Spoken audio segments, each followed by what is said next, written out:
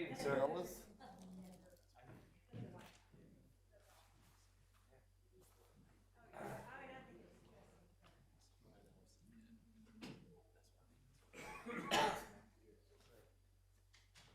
You did not bicycle up here, did you? No. No bike today. Could you are you in this microtransit zone? Yeah. I'm curious. That'd be fun. Yes, I am, yeah. That'd be fun. I'm just outside, which kind of stinks. $2 ride. Yeah. Yeah. I see them all around town. I know, it's good. I'm glad I'm seeing them more often. What's that? Yeah. Living the life.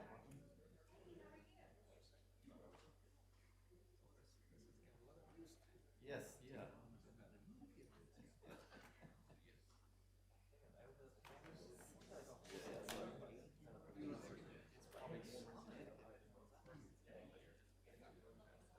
I need to tell her. Okay.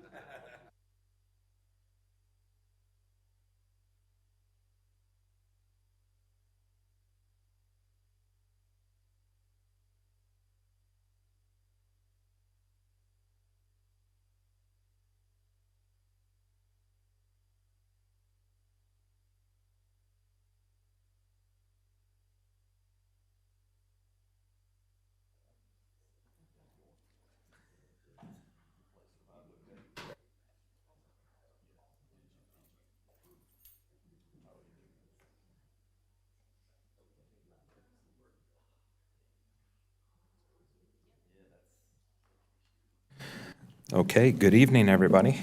I'd like to call the meeting, tonight's meeting to order. First order of business, we'll consider the approval of the April 9th, 2025 special meeting minutes. Any discussion on those minutes? Okay. Get a motion. I make a motion to approve the minutes from the April 9th, 2025 Planning Board Special Meeting. Thank you. Second. All right, any discussion on the special meeting minutes from April 9th? No? Okay. All those in favor of approval? Any opposed?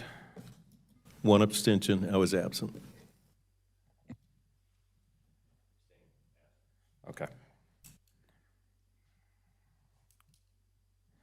All right, and then next up, consider approval of the April 29th, 2025 regular meeting minutes. Motion to approve the April 29th regular meeting minutes. Second. All right, thank you. Any discussion on those? None? Okay, all those in favor? Any opposed? You abstain. Well, Chris, in that case, it's nice of you to show up. We're glad to have you back.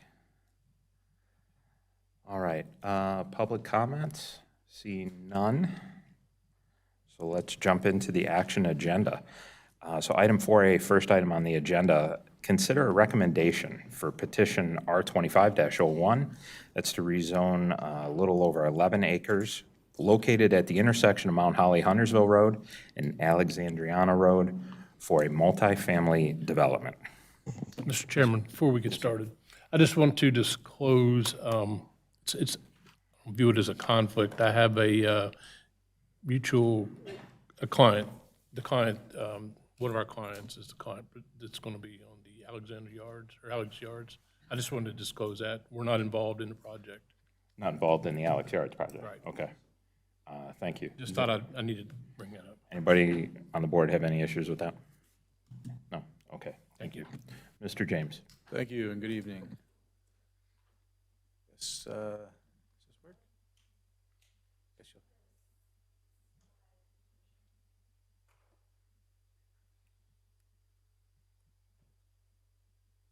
I guess it doesn't work. So a refresher on the public hearing for Alex Yards 2501, conditional district rezoning. So the site you see on the plan here in the hashed area is the site in question. Again, it's 11.34 acres. It's currently single-family use and it's zoned corporate business.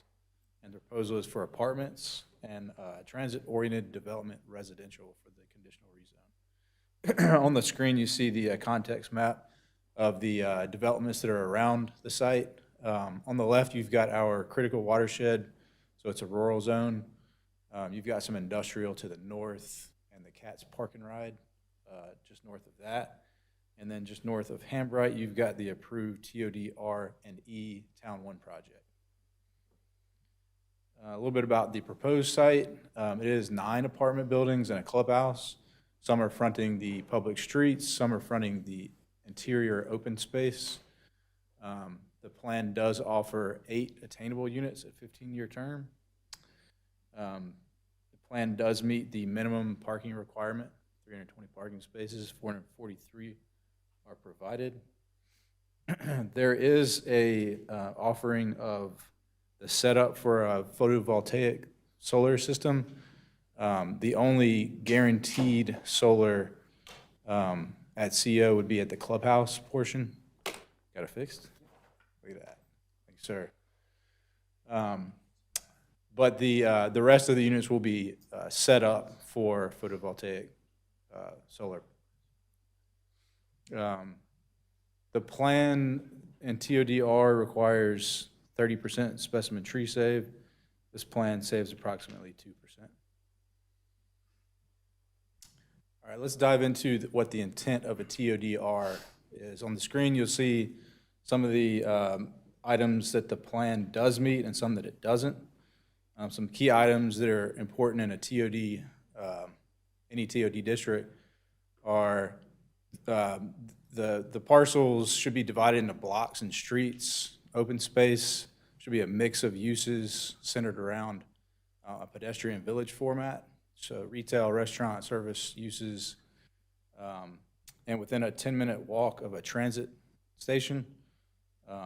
In this case, the Cats Park and Ride is close to 10 minutes. It's about a half-mile walk, but it is still just about outside of that 10-minute walk. Some areas that the plan is consistent with the intent of a TOD. It is within the half-mile catchment area of a transit. As you can see on the context map here, you have the quarter-mile buffer and the half-mile buffer from the Cats Park and Ride. So they are within the half-mile distance. And it does meet the minimum average density of 15 dwelling units per acre. I think they're around 28. So getting a little bit into the community plan, and just to back up a second, the only update from the public hearing is we did get clarification on the photovoltaic solar system. I made a reference that there's no solar offered in the plan. It's just the setup. They are offering solar on the clubhouse. So that's the only clarification kind of update. There's no major changes to the plan since the public hearing. So 2040 community plan, what the plan does and does not support. It does support LU 1.1 utilizing the future land use, or it does not support future land use map for employment center. So that area on the screen, all that area in blue is employment center, so this is within that area. Encourage transit proximal to CATS BRT. In staff's opinion, this site is a little far from the park and ride, and there's not a good way to get to the site as far as pedestrians are concerned. There's not a sidewalk connection between some of the sites. Some of those are older single-family sites, so there would be a segmented sidewalk system. Encourage tree preservation. This plan saves 2 to 3%, where the district asked to save around 30%. preserve areas suitable for business development. Again, this is in the employment center, so it's reserved for employment-type uses, offices, business parks, industrial, things of that nature, and encourage higher design with 8.2. Again, that we kind of get into the connectivity and blocks and having a mix of uses with the proposal. This one is a single use apartment complex.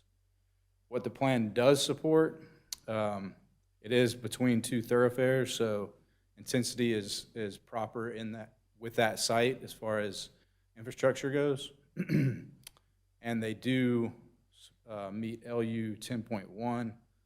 As we all know, the town's looking to promote attainable and affordable housing. This plan does offer 8 units at a 15-year term.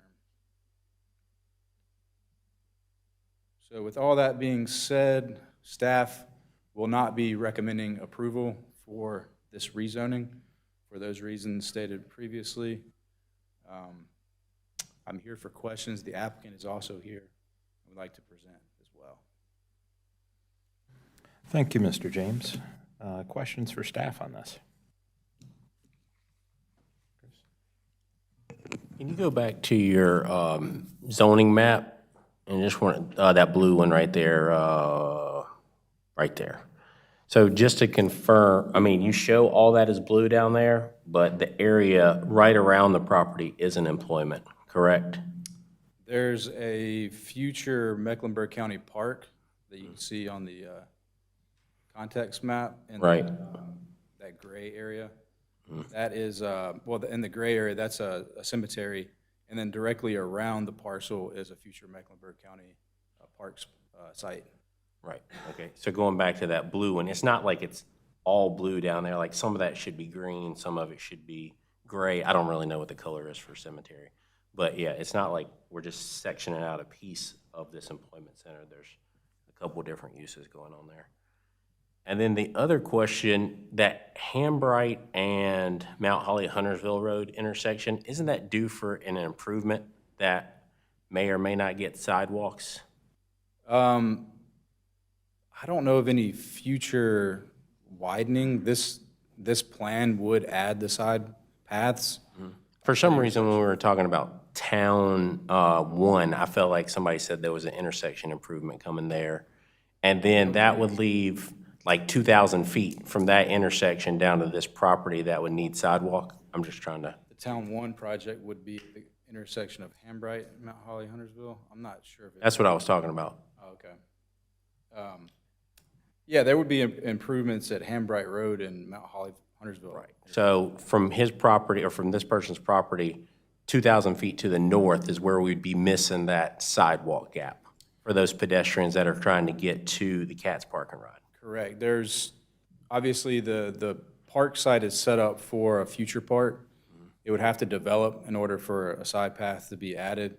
Then there's a couple of small residential lots between there as well. And a church, and then At the corner, there's a gas station. gas station. Right. Yep. And the last question was, that's not a section, I know we were doing like a fill-in sidewalk around town. That's not a section that's under any kind of review. Okay. Correct.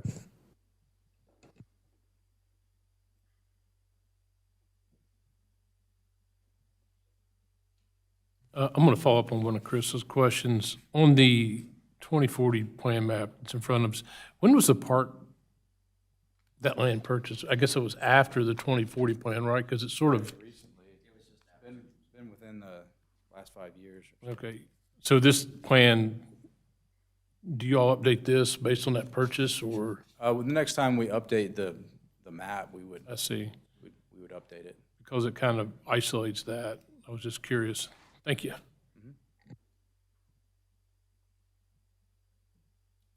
Just following up on Chris's question about where all the blue is, this is probably a little out of sorts, but from a true context standpoint, would it not be appropriate to also consider abutting neighbors? Those would be across the street, because that's heavily dense population of apartments. South of there is the city of Charlotte, and there are. Yeah. That's why I say it's a little awkward, but for the context of which we're to make a decision on, should it not be factored in that the abutting neighbors are high-intensity apartments? We typically look at our own town limits as far as community plan goes. And That's not what I'm saying. I'm saying, but for our purposes, should we not factor in that there are apartments across the street?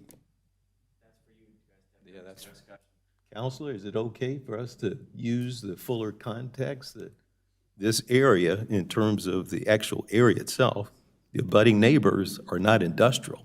The abutting neighbors are actually properties. Just for context, when Huntersville came into the current code, we made a very clear and conscious choice to be separate from Charlotte and to develop very differently from Charlotte. If you look along the Eastfield Road corridor, south of Eastfield Road, those are all 4 and 5 units per acre. On Huntersville, excuse me, we're between 1.5 and less than 1 unit per acre along that entire corridor. So we do, as a staff and as a town, make a very conscious decision to operate differently. As you guys deliberate, that's something you guys can talk about, but we're not here to answer that question tonight.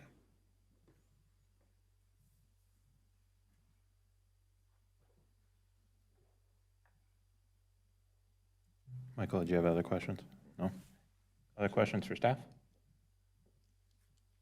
No? Okay. If the applicant would like to come up and present, we'll take your name for the public record, and we will look to set you up with 15 minutes. If you allow us a moment to pull that off, then we'll be good to go. Come on, Scott, you got this.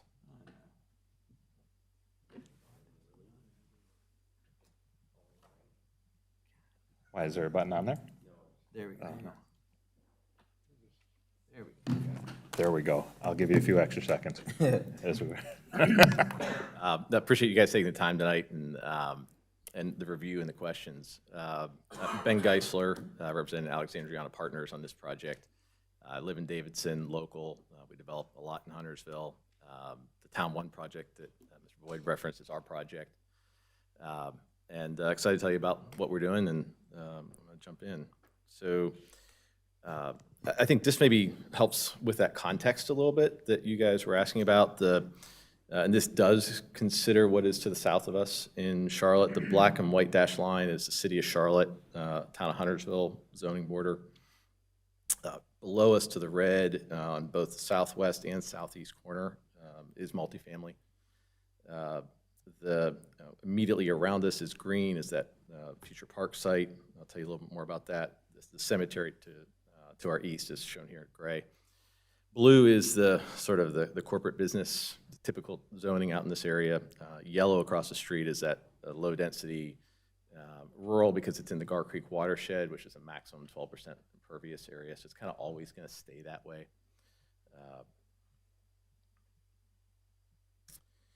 You can see here, our site is right at that hard corner of Mount Holly, Huntersville, and Alexandriana Road. The bright green line is that future park. The dark black line with the gray inside is the cemetery. And then you do have some existing and recently developed Beltway Industrial and Mount Holly Industrial that have been approved and or built. Just to the north of us, that industrial building, they have broken ground on that site. The ones to the east are obviously almost finished. For a little additional context, you guys saw some of what's to the southwest corner of this intersection, the existing multifamily in Charlotte. You can kind of see in this map all the way to the east, there's, I'm going to call it more of a Charlotte-style apartment project. It's kind of your block parking lot that is complete south of Alexandriana Road. And then the representation you see here is Taylor Morrison, their Yardley division, is doing a kind of a quadplex duplex product that's been approved by the city of Charlotte for that southeast corner of the site. So there will be even more multifamily use in this area. Talk about the park. I have had a number of conversations with Bert Lynn, who's the head of capital projects for the Mecklenburg County. And they're looking at Clarks Creek Park over off of Hucks Road in North Charlotte is a good reference, he said, to use as an example of what would be used in that parkland. It's the exact same size, 27-acre site. We share about 1,400 feet of property boundary there. And it would be a combination of active and passive recreation, so everything from pickleball and splash pads to walking trails, dog park, number of different things there that when we look at that site, going back here, just feel like the existing zoning for that site being corporate business, more likely to be some sort of flex industrial type project. The residential makes a lot more sense here with that park wraparound. And a little history on that, when the county was acquiring that property, town was opposed to the county buying that property on the basis that it would diminish the value of this corner from a corporate business perspective. Typically, our corporate business sites in Huntersville, particularly this side of Huntersville, average 20 acres plus. There would have been 49 acres of usable land here, taking the cemetery out of the mix. They came in, bought their 27 anyways, left 11, and in conversations with the county, they have said they will support this. They're supportive of a residential use here, both in terms of what is neighboring the park, but also in terms of bringing people through from the south side of Alexandriana Road, bringing all those residents who are not Huntersville residents. And I understand staff has to view this kind of like this. Been explained to me that planning board and commissioners can look at that a little differently. So bringing those people from the south side of Alexandriana Road through our site into that future park, I think it's complementary. From a 2040 comp plan, I think someone mentioned between maybe Mr. Boyd, Mr. Henson, the county did not own this property when the plan was being drafted. And it is, that map is a little misleading with all the blue coming across, particularly when you take the cemetery out and then you take the county park out. And that's where we candidly felt like there was opportunity here. We are typically not square peg, round hole developers. I think this is kind of oval peg, round hole. We knew it was not necessarily a slam dunk, but we felt like it was the right thing for the property. Jesse did talk about the fact that we are within a half-mile catchment area of the transit station that's funded and will go out to bid next year, so it is being built. We've confirmed that with CATS. I think it's important to note, and there's a former planning board member in the room who asked this question when we were going through Town 1, that half-mile catchment area for TODR, if any portion of your property touches that half-mile catchment area, it meets that half-mile catchment.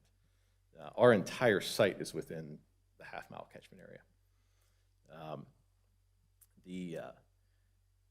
The northwest corner of our site you see here in green is 0.49 miles from the northwest corner of the CAT site. So when we talk about a half mile, we are within that 0.49, and typically a half mile is considered a 10-minute walk. So I do feel like we are within that 10-minute walk. I recognize there's no sidewalk out there today.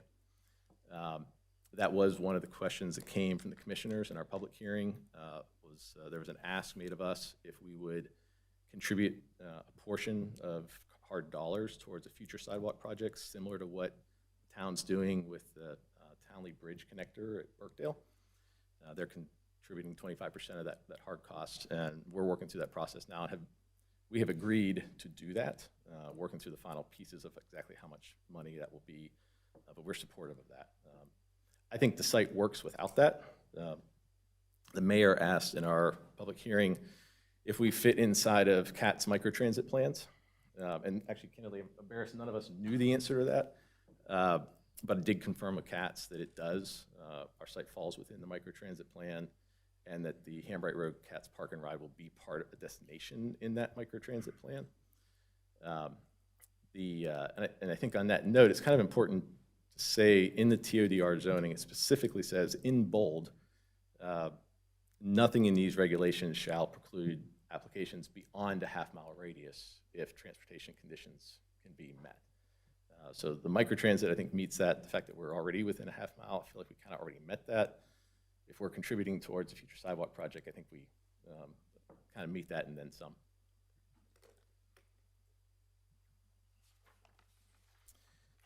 As far as land use plan goes, I think there's a few elements that we meet that weren't mentioned by staff. LU5 is focus more intense development and locations to support the growth, particularly transportation infrastructure and utilities. Sewer has recently been extended to Alexandriana Road as part of the Beltway 77 project. We are less than a 5-minute drive to 485 East, 485 West, I-77 North, I-77 South, and the Cats Park and Ride. I can't really think of a site in Huntersville that is closer to our major infrastructure. And I think as we grow as a town, we recognize we do need to add residential.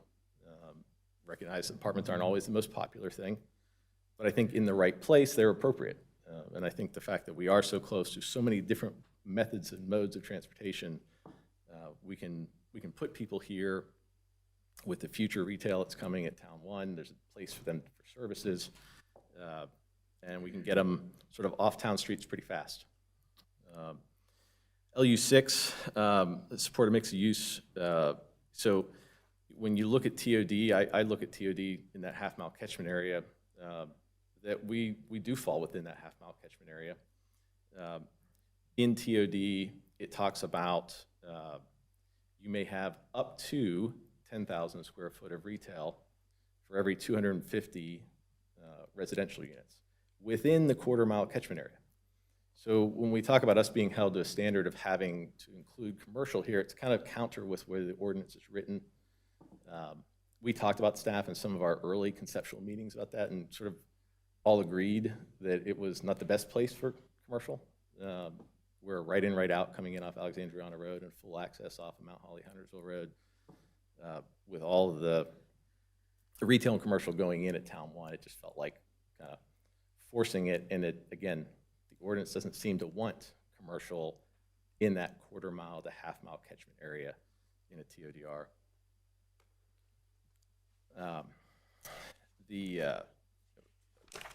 So from a design principle perspective, I know staff had mentioned that we don't have the typical street block pattern. That was another thing that was discussed in our early project submittals. It's an 11-acre site, small site. It's bounded by a park, which is bounded by a cemetery. So we talked about, as far as bringing public streets through the site, we would be stubbing out to a future park that would stub out to an existing cemetery. It just didn't seem to be the best use of land. What we did try to do, and we worked really hard to come up with a site plan that respects, I think, the intent. Buildings in TODR are intended to be fronting on a public street or on urban open space. If you go back and look at our urban open space, let's see, one more forward. There, we include a significant sort of central green in the site that R8, R7, R9, R6 front on. And I'll say, staff had gave us a number of different suggestions here. We went through, I think, 3 or 4 different versions of this plan, landing on this to meet that intent. So this wasn't something we just said, oh, yep, this is what we want to do, and this is what we're doing. It also talks about maintaining incentives for future TOD locations, including 100% attached near transit stations. It goes further to say in LU 8.3, consider ways to encourage transit-supported development proximal to future CATS bus rapid transit stations. I know staff has an opinion that we don't meet 8.3. I have an opinion that we do. I think we meet it really well.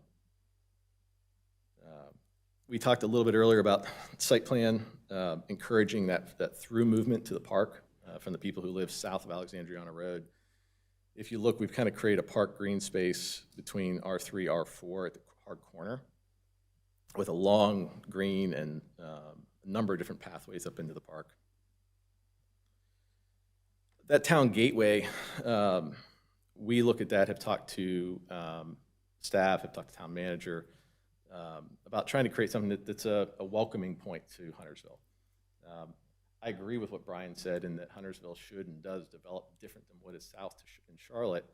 But I think if you look at our proposal for a multifamily project versus that sort of apartment block type project south of Alexandriana Road, I think our project is different than a Charlotte apartment project. And providing this gateway here, the alternative is this is corporate business. The 2 buildings shown on the bottom here are recently built buildings in the vicinity here. Nothing wrong with industrial. It's an important product to our town. But I think from a gateway perspective, up against a park, next to a cemetery, with multifamily across the street, it just feels a little shoehorned in to have that be the gateway into this part of Huntersville. Some examples. This is that central green.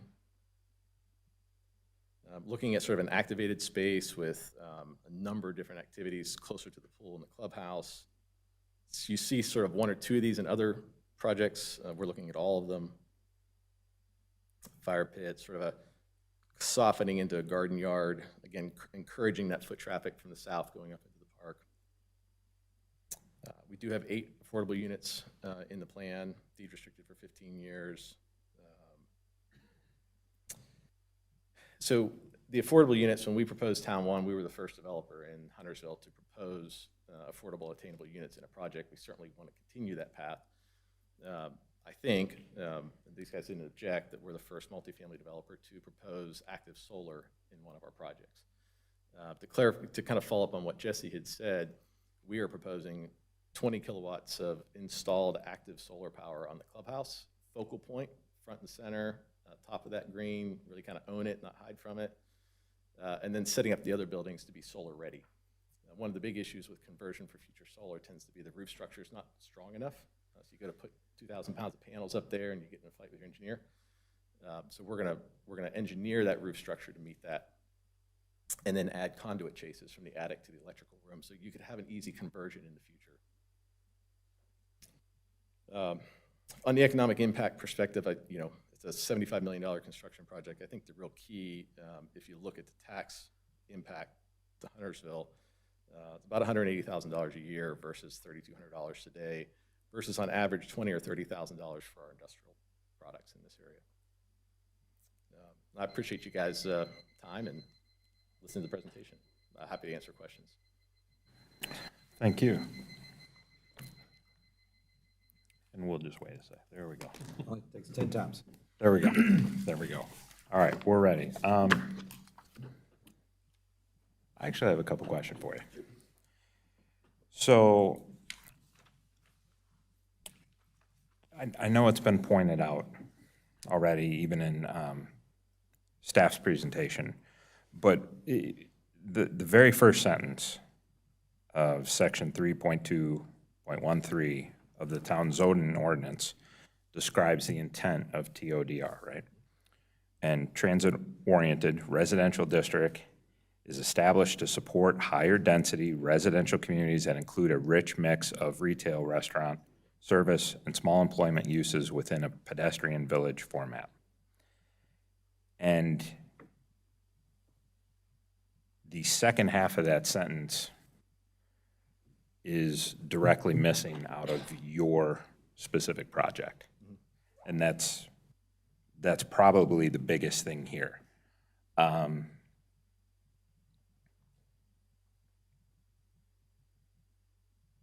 When you talk about shoehorning, to use your phrase, do you feel that that's exactly what's happening to this project? I mean, is it in, if it has to be, come through as TOD, and then we know that an entire half of TOD is going to be void of this, then is this the highest and best use for the site? And is it not shoehorning this project into that site? Yeah, I'd say a couple things. And this came up when we were doing Town 1. Town has not done very many TOD projects. Right. And I think the second sentence after the first sentence that you read of TODR goes on to say that may include up to 10,000 square feet of commercial inside the per 250 units inside the quarter-mile catchment area. And we are between the quarter mile and the half.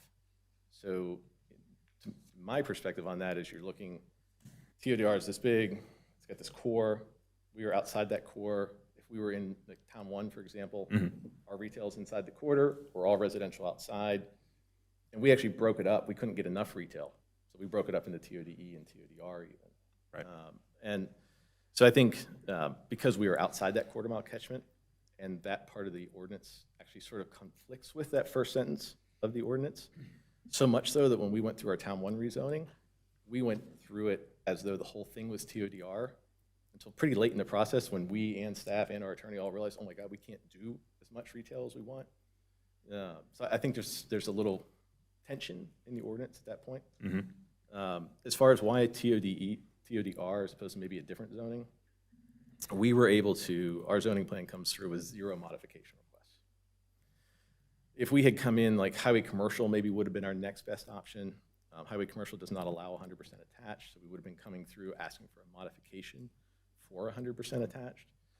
I think you can make an argument, this site, highway commercial, maybe 2 major thoroughfares, but given that we were inside the half-mile catchment area of TODR and we were wanting to take advantage of that urban open space frontage, where all buildings at the front, public street or urban open space, we felt like that long central green was a really critical design component to the site.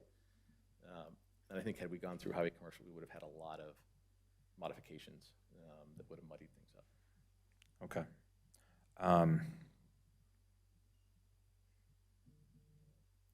With respect to the solar, both the actual setup on the clubhouse and whatever, what do you feel the benefit to the town is of that? There's a land use or an EOS policy to support renewable energy.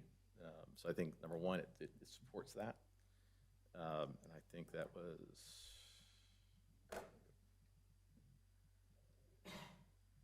EOS 9.1, promote sustainable sites and buildings. So I think it meets that requirement, number one. And number two, I do believe, just like, when we led with affordable housing in Town 1, that leading with solar in a multifamily project being the first, I think we have the opportunity to start that conversation. And it opens that up. And I know there have been conversations with a couple of other multifamily projects going through right now about solar. So those are the two reasons. Okay. All right. Other questions for the applicant? Scott? Oh, Jody, go ahead. Well, mine is a quick one regarding solar. It seems like you've kind of already designed and have a fair amount of infrastructure in place. Is there a reason you came short of go ahead and completing and putting the solar panels on the rest of the buildings? Because you said you've kind of done it, you structurally engineered it for, you get conduit, just. I think the current economics with Duke Energy and their feeding power back onto the grid, they've gone from a pretty favorable place to a very unfavorable place, and the costs associated with putting it in all the rest of the buildings. There are some incentives to offset some of those costs today that in our current political climate are pretty unsure whether they will stay in place. So that's why we've gone with the solar ready on the residential buildings and active solar on the clubhouse. I just have a quick question. So can you explain the micro transit plan? Like, is there a bus station, or is it just the little vans you see go around, or what is the? Okay. Yeah, it's little vans. There's an app. It's sort of Cat's version of Uber. It's Uber-ish, I think is the way to describe it. But yeah, someone could use the app, say, pick me up here at this project, and I want to go and catch the bus at the Cat station. And both those fall within that footprint. So is there a way to like have the bus station, like, is there a bus station or a stop there, like in that corner that would take No, them? so Cats wouldn't, this is Cats sort of hub and spoke type. They're building the new park and ride on Hambright as the place where the buses would come and go from. And they're using the microtransit to get people from outlying areas around that, kind of to draw people in.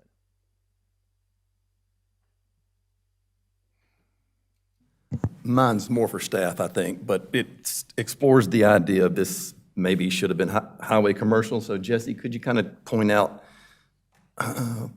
what the drawbacks would be if this had come in as highway commercial zoning? Well, as Ben had alluded to, there was a want not to have modifications, things that didn't go with the ordinance, where highway commercial only allows 30% attached. I think and Ben may be able to speak to this more for marketability. They need more density, correct? So they went with TOD. There wouldn't be modification requests based on his site plan. It's just about meeting, the intent statement and then the community plan at that point. If I could just add to that.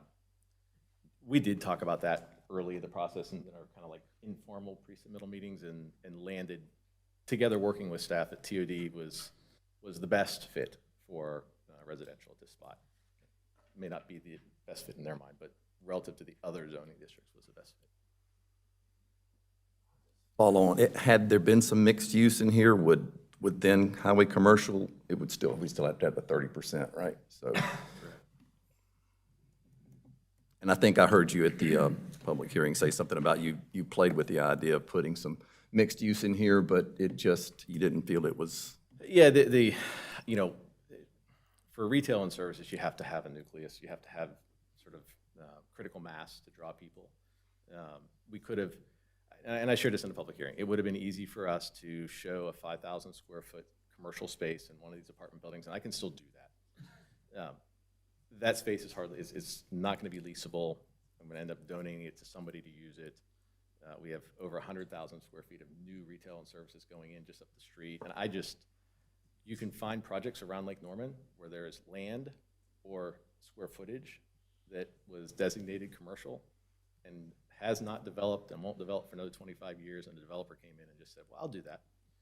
And I could do that. I do too much work in Huntersville and I live here.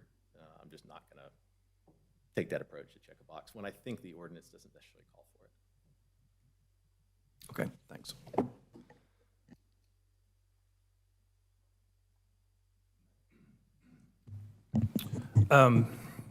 Doesn't necessarily potentially affect anything tonight, but just so that I can understand the history a little bit better, and this might be staff as well.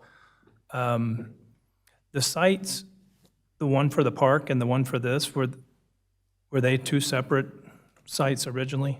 Different owners. And which one came first? The park site was purchased about 5 years ago, just after the 2040 plan was adopted. We went under contract last year on the properties at the corner. And again, it doesn't affect anything tonight, but were you guys approached to incorporate the park with the park? Now, like I said, they're 27 acres. It's the exact same size as their Clarks Creek Park, and they were perfectly content. I've had a couple conversations with Bert. It's never come up. He's never asked if we would be interested or willing to sell to them. Okay. All right, thank you. So this is probably better for Jesse. So under your staff comments, it does not meet the intent. We talked about no safe way to walk, right? We're trying to mitigate that with the sidewalk. 10-minute walk, which is debatable. Maybe it's 11, maybe it's 12. But the first one, he's talked to not having retail restaurant, but the end of that sentence says, does not have a pedestrian village format. Can you explain what a pedestrian village format is and what he would need to get there? Sure. So the last TOD that was approved was Ben's development with Town One. And with Town One, what they did was they started with a pedestrian village type shopping area that had mixed use, vertical mixed use in it. And then the dense residential kind of spawned out from that. So when you talk about a village format, it's like kind of thinking of like a town, like an old town, where you've got your commercial uses and mixed use above that. So no way to get the pedestrian village feel without any commercial. Like it's not like a layout thing. It calls out a mix of uses, and this is just multifamily. So you're not going to get the pedestrian village format as detailed in the ordinance. Even with the games he's putting in a little mini pocket park and all that stuff, that doesn't constitute a village. We don't constitute the required urban open space for a village format. The part of the fronting conditions in the ordinance is you have to front on a street or an urban open space.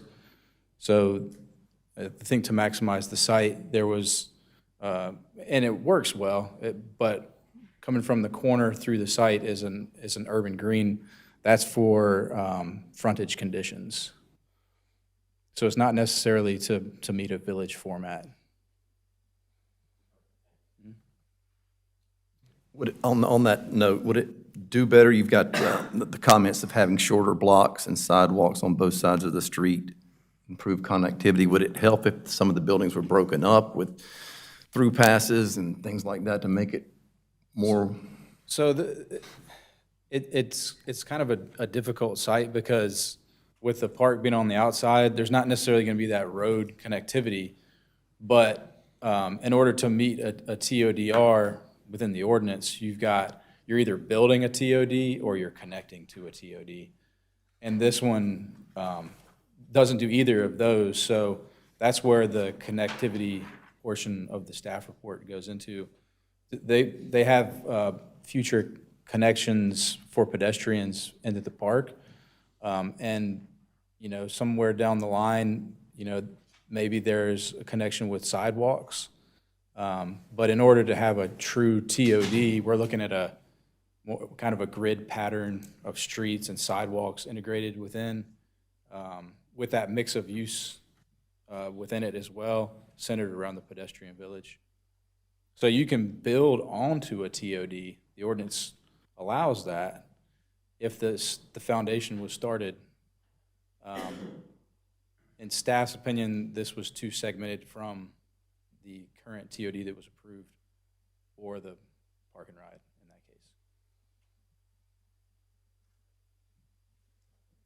case. Do we have many similar apartment-only complexes that actually would qualify for TODR? Is that just not a thing for multi? No, I believe Town One was the first TOD. Right. And it has commercial space. Okay. Right. You've got answered me. Thanks. Just to clarify on that, and we don't meet the same bar either, but on the southeast corner of Hambright and 77 is a TODR, Jake's project, that has a standalone residential component and then a gas station and then the Michael Jordan shop. Correct. And that I believe, what is the zoning on the Michael Jordan shop and the gas station? They're highway commercial and CB. And the apartment-only complex is TODR.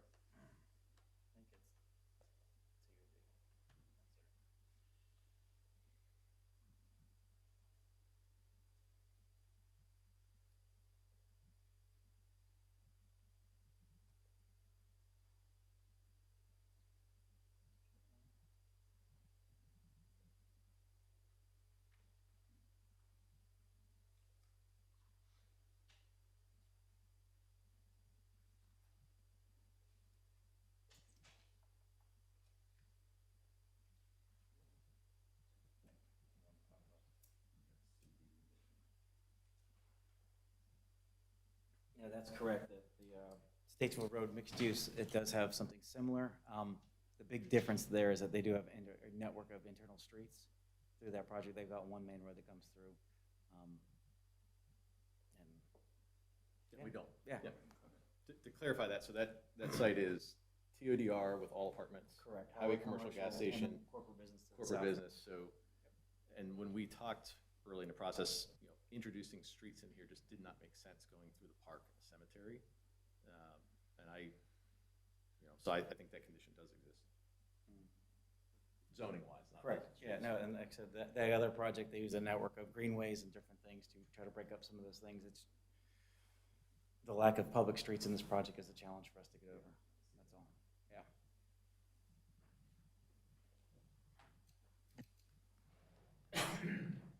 Yeah. So I've got a couple of thoughts, comments, observations. This is a rather novel kind of application in that, A, we haven't done very many of them, and B, one of the big questions which I kind of alluded to earlier, and it keeps popping back up in my head, and that is what I read as part of the zoning ordinance, right? And it's like zoning ordinance, Article 11, 4.4.7.e, and it says, in considering any petition to reclassify property, the planning board in its recommendation and the town board in its decision should consider one, whether the proposed reclassification is consistent with the overall character of existing development in the immediate vicinity of the subject property. Based on that, within the immediate vicinity is a cemetery. Next to that is a park. On the other side of that is houses. So it kind of says you really couldn't do commercial if you're following this article. Now, the other thing that popped into my mind was something I heard a long time ago as a question, is the 2040 prescriptive in what is advising us with respect to transit-oriented development, or is it performance-based? No, if it's prescriptive, then I'm hearing things like shall and must, which are absolute requirements. You have to have a 10-foot setback. That's prescriptive. If it is performance-based and non-prescriptive, then it says, well, that is highly desirable. So we need to look at this and saying, what is it that is really saying is highly desirable versus it saying, you absolutely can't do this without it?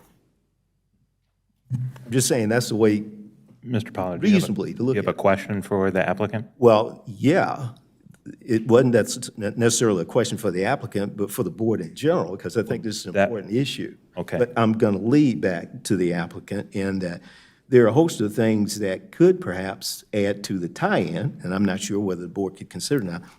You'd mentioned about shuttle. What if he had a shuttle service coming from the apartment complex? Now he's tying in. They're not walking, but he certainly has a direct connection to the transportation center. And I've seen other properties do just that. If there's a high enough volume of people who move in, I don't know, not sure you want to invest or buy shuttles, but to contract for a shuttle service to service the property, service is a viable option. Is it possible? That's my question. My question would be, it will exist when when the parking right is in place by virtue of CATS already having committed to that area falling within their service footprint.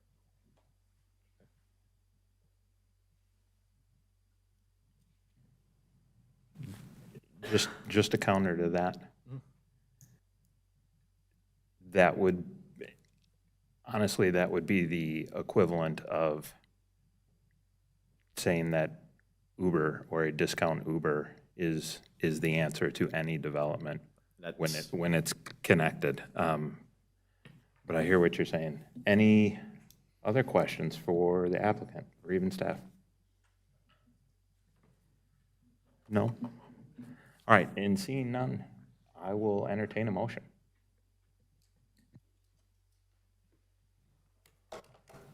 Okay. In considering the proposed rezoning petition R25-1 Alex Yards, the planning board finds that the proposal is inconsistent with the Huntersville 2040 Community Plan Policies LU 1.1, LU 7.1, LU 8.3, EOS-4, EV 1.2, and LU 8.2. It is not reasonable and in the public interest to rezone the approximate 11.34 acres and is not consistent with the envisioned use and development patterns in the 2040 plan. The development as it is currently proposed lacks walkability and connectivity. It is also inconsistent with the character and existing development patterns in the surrounding area.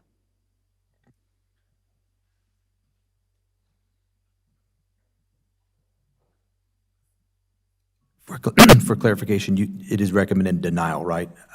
Okay, I'll second it. Okay, we have a motion, we have a second. Discussion? Trina, you want to start? I just want to say I really like this project, but it's too early for me. The connectivity, this whole idea that it's a bird's eye, like you're half a mile within a bird's eye, but there's no walkability. You can't actually access it. And again, the Uber point, as you know, as I was looking at it, I kept thinking, well, that then becomes the argument for the next project. It's not that I am truly like, oh, I don't like this project at all. I really do, but there's pieces missing, and it feels too early for me.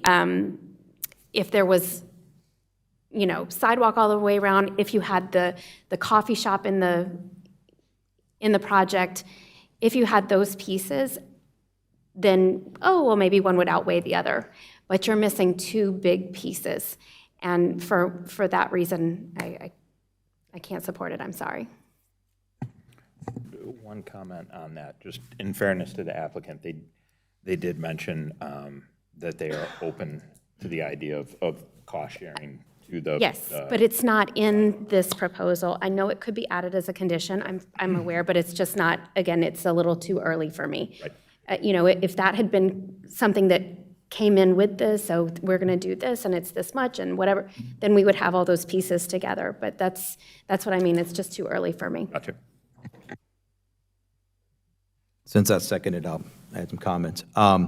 First of all, I do try to take into account the developers that come before us that do high-quality projects, which we believe Town One will be. So I do find some peace in knowing that you've got a good developer behind it. I cannot get comfortable that what is proposed here is the right development for where it is. It is a key piece for Huntersville. It is a gateway. And I think you have done a good job of trying to separate yourself from, I think you may have, I forget what you coined it as, Charlotte Apartments.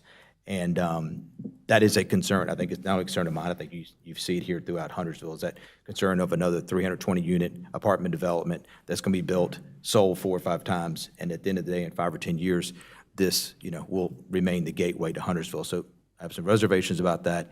And I've said this before, too. All fairness, I'm in the industrial world and commercial real estate, and the land plan calls for this to be employment center, and I think we've got to do everything we can, and there's even EV 1.2, focus economic development in areas that support growth, preserve areas suitable for business and industrial development. So I do lean heavily on that policy, and I think you made a great point that this is separated from other, but I also think that you drive through Huntersville Business Park, and there's some great examples of typically European companies that develop really nice commercial industrial properties. And we as a board, we as a town have no influence over what is eventually going to go there if it remains that. Somebody could come in there and build a metal building tomorrow and, by code and by right. So again, I kind of want to support it, but I just, for those reasons, I'm just not there.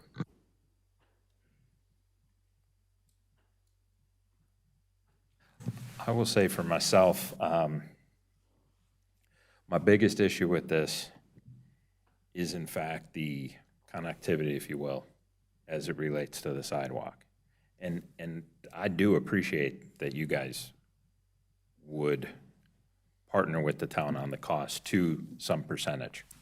I'll give two examples to make my case, and you brought up one of them, the Townley Road Bridge. That is something that's been on the town's radar, and depending on who you talk to, at least their personal opinions are, should have been done in the beginning, definitely when it was more affordable. But that is, while accepting in that particular rezoning sort of forces the issue where now the town has an outlay, it's one that solves an already existing problem. Another one is the development that was recently looked at for the southeast corner of Statesville Road and Stumptown Road. That, while it now likely creates a cost and outlay again for the town to connect that project to the existing one, that has they just got basically another bridge just to get over a little tributary. That has long been sort of an awkward development, the way the ownership was set up and the particular parcels where some of it's private road, some of it's public, and so forth. What that does do to help the town getting to that point is it creates an internal road where literally someone can travel practically that full stretch parallel to Statesville Road, almost from Gilead on up to Stumptown Road. With this, in my mind, it just creates an outlay. It's not an existing problem that's being solved where we now create an opportunity for someone to walk that half mile along that road. It's making the connection, yes, but it's an outlay for us, for the town. And when we look at that, even if we take the tax benefit, which is not to diminish the tax benefit that the project absolutely brings, if you break that out, the break even on what the town has to put forth to cover what is very likely the majority of the cost, even if it's a slim majority, I don't want to put numbers in your mouth, the break even point on that is years. And that's just for a sidewalk that really at this time, we don't have a need for. So that is my big point of contention with this, and why I won't be supporting it, but. Can I make a comment to that or no? Yeah. I would just say the town has prioritized the expansion of the sidewalk network in southern and southwest Huntersville. There's an active project on Hambright Road, Kearns, that whole area. So this, I feel like it is supportive of that.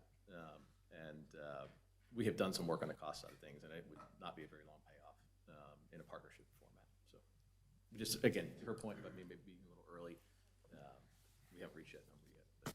What, and I'm not going to fact check you on this, but seeing as you bring it up, what'd you come up with roughly as far as the payoff?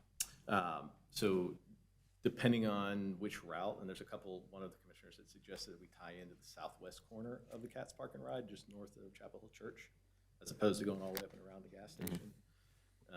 We've looked at going on the west side of Mount Holly Huntersville. We've looked at the east side of Mount Holly Huntersville.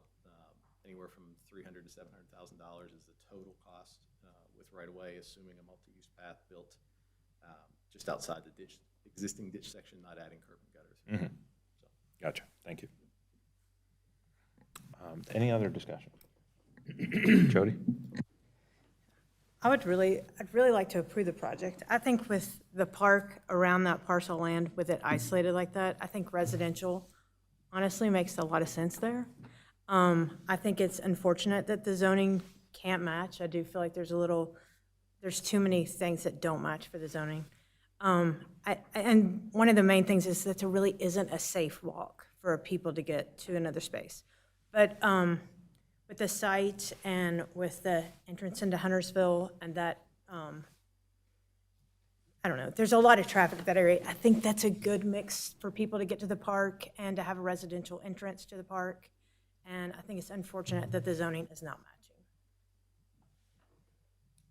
matching. I'm kind of thinking the same way, and my question is really to Scott. Like you said that there are some industrial properties that might fit in that 11-acre site. Like, I guess I'm not thinking of any. I'm trying to envision what that looks like if we don't go residential here. Yeah, just, I think applicant Ben, I can't remember, applicant just, and he put up some examples where, there was certainly some industrial that just kind of like, it doesn't do anything for you. But again, I can't name any of the companies, but in Huntersville Business Park, there's some really nice, attractive, maybe not industrial distribution, but employment-based businesses that could be, we've got no control over that. We don't know what may happen, but. But in 11 acres, you think you could? Yeah, I think you could probably, again, with that configuration, used to be kind of rule of thumb, 10,000 feet per acre, so you could put 100,000 square feet there. Again, configuration makes a lot of difference, but, it could be something substantial. Okay. Yeah.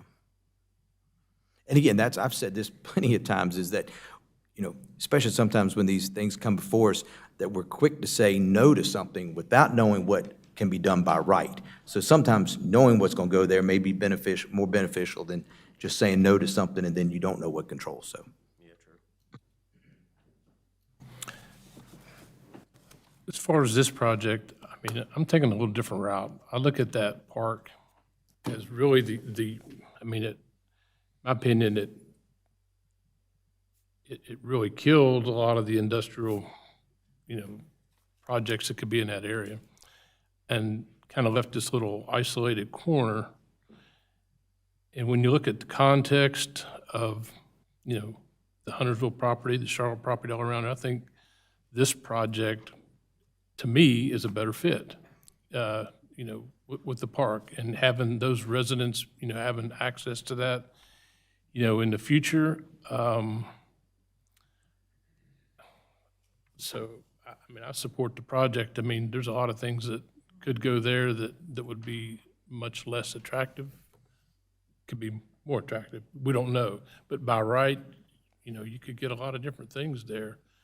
I would encourage you all to really work hard with the pathway, and that sidewalk project before the town board meeting, because I think that's a big deal. And hopefully, you all can work that out, because I think that would help you, in my opinion.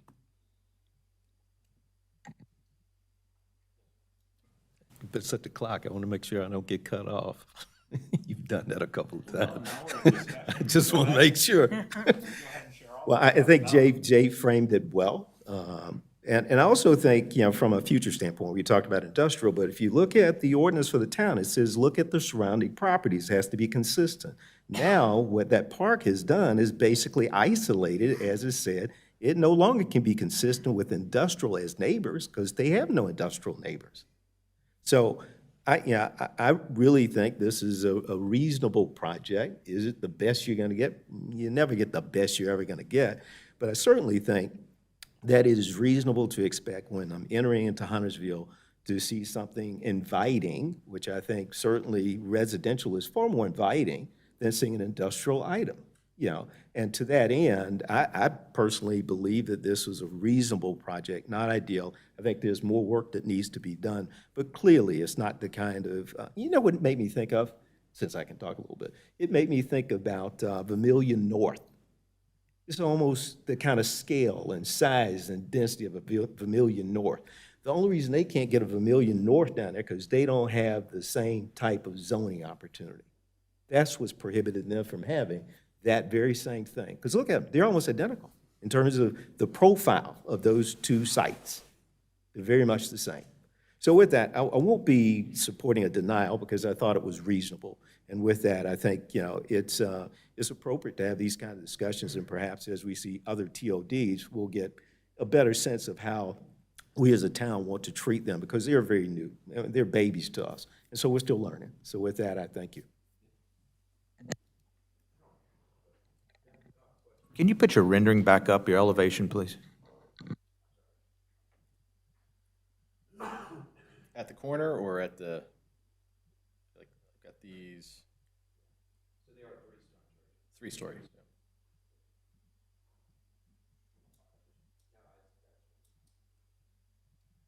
Okay. Yeah, Lee. Oh, sorry. Guess I need to weigh in. Oh, I'm sorry. Are there homes on the first floor? No, so they're multifamily. They're apartments, three-story apartments, but they're just made to look a little better. One of the things with the ordinance,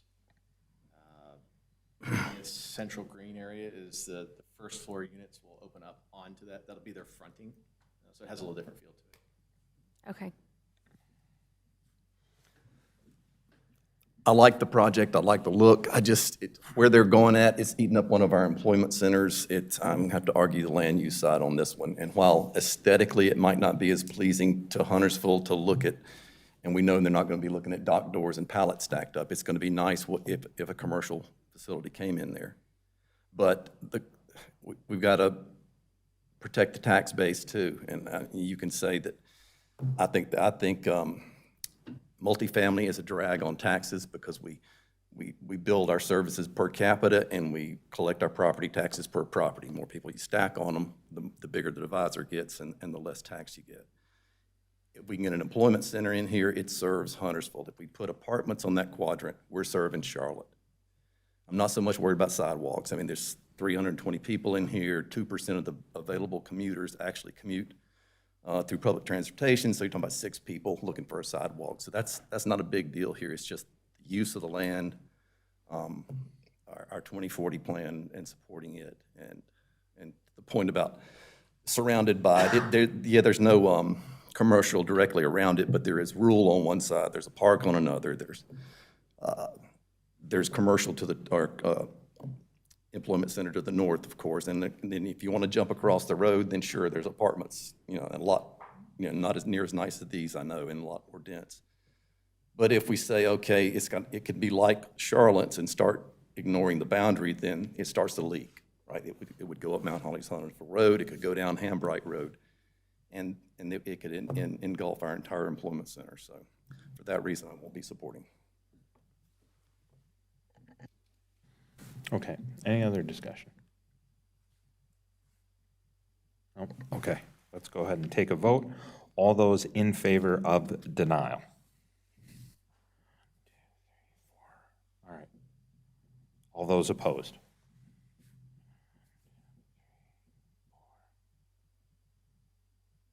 Did I?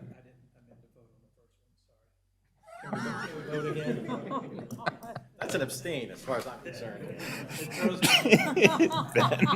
Yeah, Ben's like, hold on. I heard abstain, that's all. It throws me off when we say favor, Boy, and wait until later in the meeting when I announce something about you, by the way.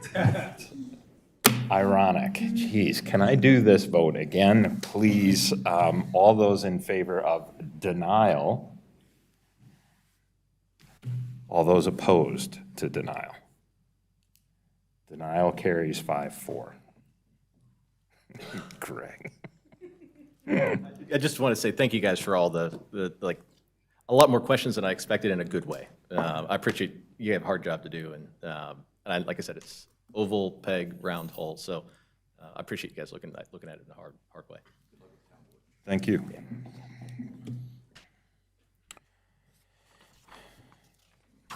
Okay. Agenda item 4B, consider a recommendation on petition 24-07. This is a request to rezone approximately 106 acres located east of the intersection of Hambright Road and Everett Keith Road to develop a single-family detached and attached housing subdivision. Mr. Priest. Good evening, everyone. Thank you very much. Usually what I do at the planning board, I'll come in and say, I'll just want to go through a quick update. So as you'll notice in the staff report, there's not necessarily an update. The applicant is still working through some of the site plan issues. And so there hasn't been new information submitted to staff. So what I'm planning to do is just kind of briefly go through the public hearing slides, brief overview, and then let you ask any questions. And the applicant is here to answer any questions about the submittal, and then probably can go through some of the things and the changes they're working on, talking about the site. So again, the property is located just east of Everett Keith Road, east of Brighton. There on 115, the actual application is to rezone to neighborhood residential CD.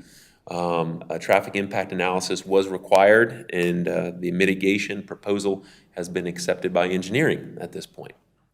So there's a context map. So one of the things to really keep in mind, and I'll give some context here again because I didn't label them. So this is the proposed Hambright extension here. This is Everett Keith Road here. And as you'll see, which is noteworthy, are some power lines running through the property here and here. And then also you have streams running through the property here and here. So that's something to keep in mind as we go through the discussion. Highlights of the plan: it's a 259 lot subdivision. The density is 2.44 units per acre. There are 4 different home types to go through, and I'll just shoot through these and locate them for you on the site plan.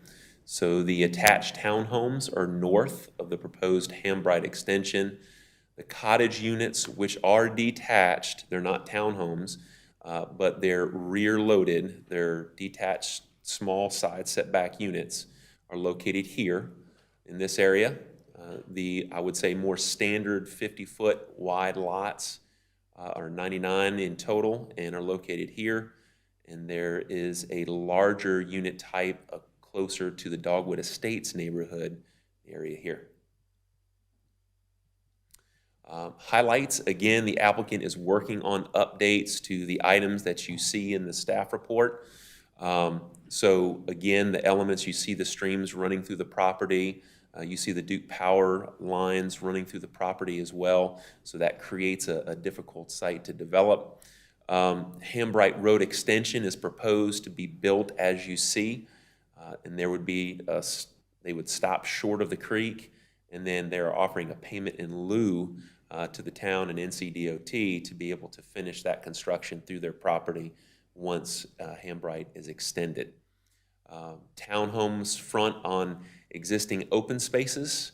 That is used extensively here in this proposed subdivision. An aspect to think about too is the adjacency to the existing Dogwood Estates neighborhood. That is in the staff report and discussing how to be context sensitive with that development. And a nice highlight for this application is the applicants are really highly programming and amenitizing their open spaces with basketball courts, playgrounds, walking trails, landscaping, butterfly gardens, and the such, and made those conditions of the rezoning. So that's a somewhat unique feature, along with the potential dedication of, in the bottom right-hand corner, you see a pond that's been in the area for years, and they are proposing to dedicate that area to the town as a park. So that's being discussed with the Park and Recreation Department, and they're working through that discussion with the applicant as well. There are 8 affordable units currently proposed in the as outlined in the staff report. I won't go through the full items in the presentation. They are in the staff report. And again, there hasn't been changes, but I will certainly answer any questions that you have in that regard. The 2040 plan, where are we in regard to the 2040 plan? The 2040 plan kind of dissects the subdivision in 2 different character areas. Here, moderate density and residential edge. So in the moderate density, a little closer to the west, closer to Everkeith Road, closer to Brighton, the recommendation is 1 to 3 units per acre. And in the bottom right-hand graphic, you can see on that side, west of the stream, it's right at 2.84 units per acre. So fitting in the sweet spot, as you would say, for that recommendation. And also the residential edge side on the yellow portion where the Dogwood Estates is, it's at 1.54 units per acre, and that is also consistent generally consistent with the 2040 plan. Now, the Eastfield Road Small Area Plan also covers this area. So when you think of the 2040 plan, it's more comprehensive, larger scale. Small area plans get more zoomed in on recommendations for land use, for connectivity, and all that good stuff. And so the Eastfield Road Small Area Plan does dig in and kind of takes this area and splits it into 3 recommendations. So A, B, and C, you see the C area in pink. The blue area is the A portion, and then the portion to the east near Dogwood Estates is the yellow portion. So the recommendations here for the C area, north of the proposed Hambright extension, is the stay TR. There's no intensification recommended until Hambright Road extension goes all the way out to Eastfield Road, where that connection is made, and then kind of the ball game changes out here. The densities and the character of the area would change, and then rezoning potentially becomes appropriate. So taking this area north of Hambright, rezoning to attached units would be inconsistent with this section of the Eastfield Road Small Area Plan.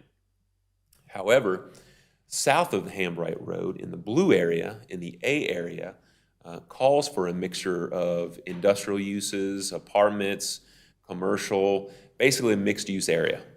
And again, adjacent, and that makes sense because it's adjacent to Brighton, which is very intense in itself. So that gets a green arrow. That's consistent there, right? So going into the B section, east, where the yellow section is, that recommends the densities consistent with the Dogwood Estates neighborhood, and it calls out approximately 1 unit an acre.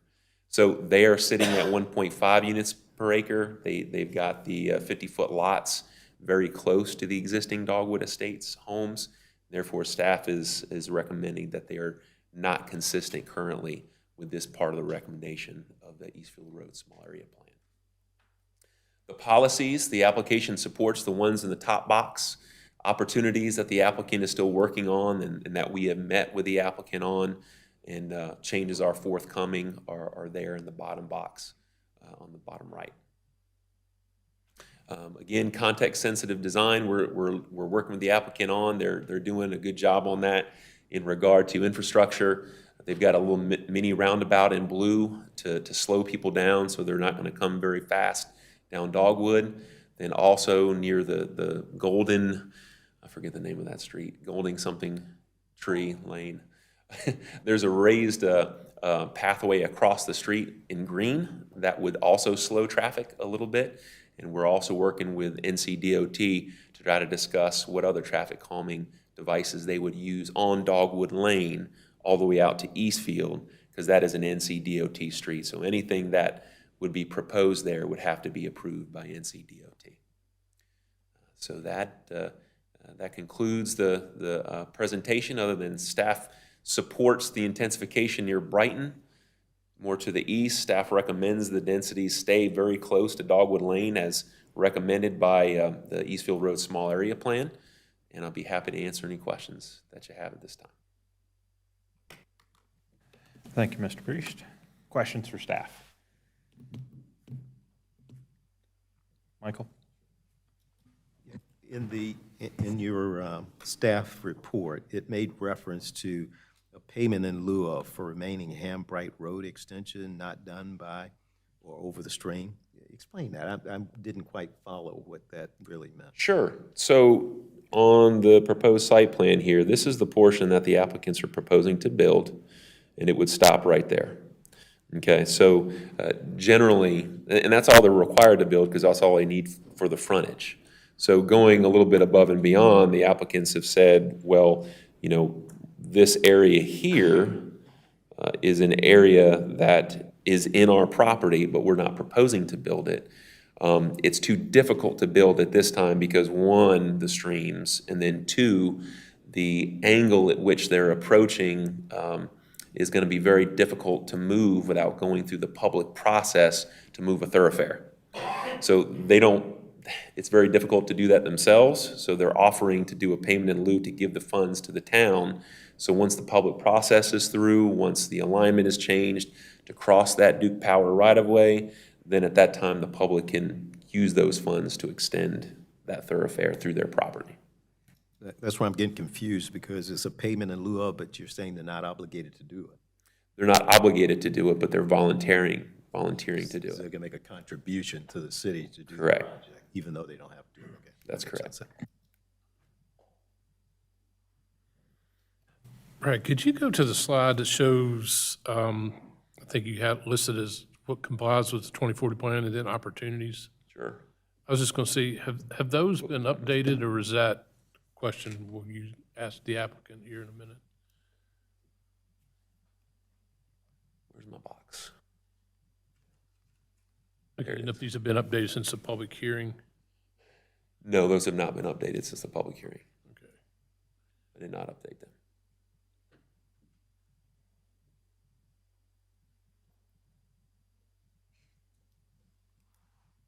Okay, thank you. Maybe I did and I don't remember. I'm sorry. So just to reiterate, nothing's been updated since. That's what I meant to say, I think. it's- Correct, correct. There's 516, well, and we'll find out what that might be.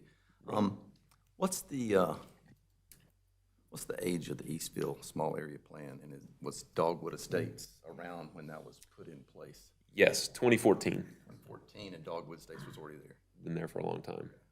Yep. Can I ask you, I know you got a better one of it, the configuration of the site, the property lines, and how it got, The site plan, will that work? yeah, any of those things with the red line around it. But yeah, it's just, yeah, who surveyed this thing? Is it just a conglomeration of a bunch of different parcels, or are we talking about leftovers from the properties to the south? And There's 3 different tracts of properties that it's a conglomeration of. okay. That's correct. So they're all adjacent to one another. And then when the ABC zoning of the Eastville Small Area Plan, it doesn't really follow property lines, I guess. I mean, I was trying to figure out how they came up with the difference, I guess, is the proximity to Everkeith between A and B being more corporate business and then B being the residential side. Yes, so I would agree with that assessment. So the A portion is along the thoroughfares. It's right next to Brighton on the west, and so that mixed-use, higher intensity, there's a lot more access and infrastructure to take care of that density. When you get into C, in totality, because the C for this project, this subdivision, is very close to Hambright Road, but C in general goes way to the north, and so that infrastructure doesn't necessarily exist. So that recommendation is, well, the infrastructure is not there, doesn't make sense to intensify that right now. So wait, hold off on that. So that's that. And then B, to your point, the logical transition goes from Brighton, very dense, and less intensity as you move east. And once you get to Dogwood, you need to meet Dogwood where they are. And that's the Eastfield Road recommendation for the small area plan. And so staff is staying on that principle, keep the intensity west, a small portion of C being that close to Hambright, being that close to Everett-Keith would be okay in regard to Brighton. But when you get back east toward Dogwood, meet Dogwood where they are and respect that context-sensitive design. Okay, I like that, thanks.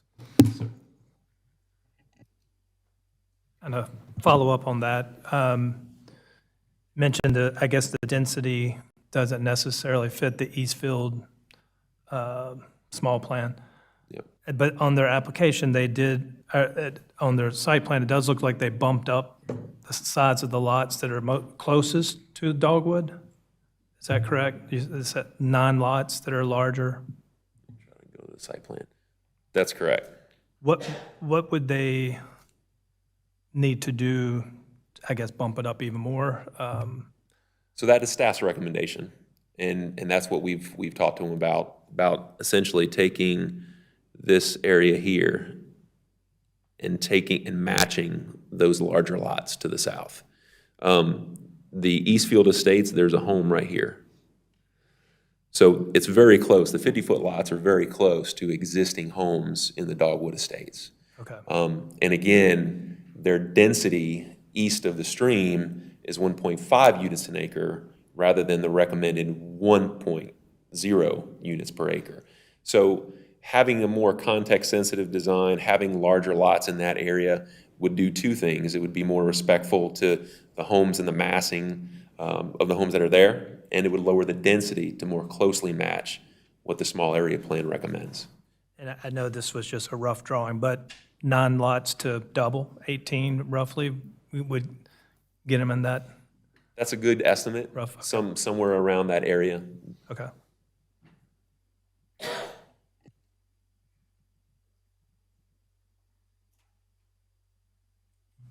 Okay, if no other questions for staff, we'll have the applicant come up.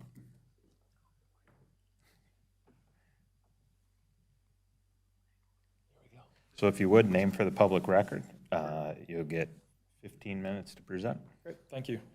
Thank you for having me. To talk about Everett-Keith Residential, my name is Sean Payone. I'm with Bolton Mink. We are the consultant, and I'll get into the project team here. We've outlined, just kind of like really quickly, the site area.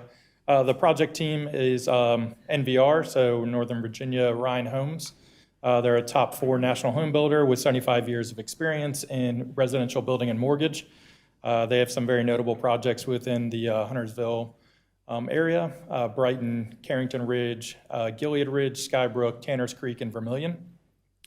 And then Bolton and Mink actually is a relatively new name. Since 2021, it used to be Colgenest and Stone. So we merged with the group out of the Midwest, but we also have 75 years of experience in engineering, landscape architecture, and planning, and have a number of current projects within the town limits that are either going through rezoning, construction, design, but then also have Birkdale Landing, Birkdale Place, Caldwell Crossing, North Creek, Bailey's Glen, just to name a few. So when we started the project, we identified 4 kind of key criteria to work through. And some of these align directly with the 2040 plan or the small area plan. The first one being to create a diversity of residential product throughout the development. Second one, to advance the town of Huntersville, Mecklenburg County, and NCDOT initiatives to support the public good. Create a pedestrian-friendly environment adjacent to future thoroughfare roadways and industrial uses. And then lastly, minimize impacts to environmentally sensitive areas which have steep slopes, jurisdictional waters, and provide wildlife corridors and mature vegetation. So contextually, this is our site. It's identified in the green. It looks like you could see that somewhat well there. So it is bound by Everett Keith to the west. It has Hambright Road dead-ending into Everett Keith. If you go further west on Hambright Road, you have the future location of the Red Line transit station. Beyond that, you have access to 77 going westbound. To the south, you have a connection, a dead-end connection at Dogwood Lane, which would connect you to Eastfield Road and 45.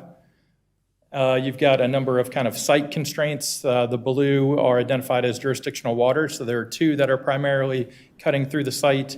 The third one basically kind of skirts that eastern boundary and then provides water source for the existing pond that's located in that 10 acres that we referenced as it relates to dedication of that park.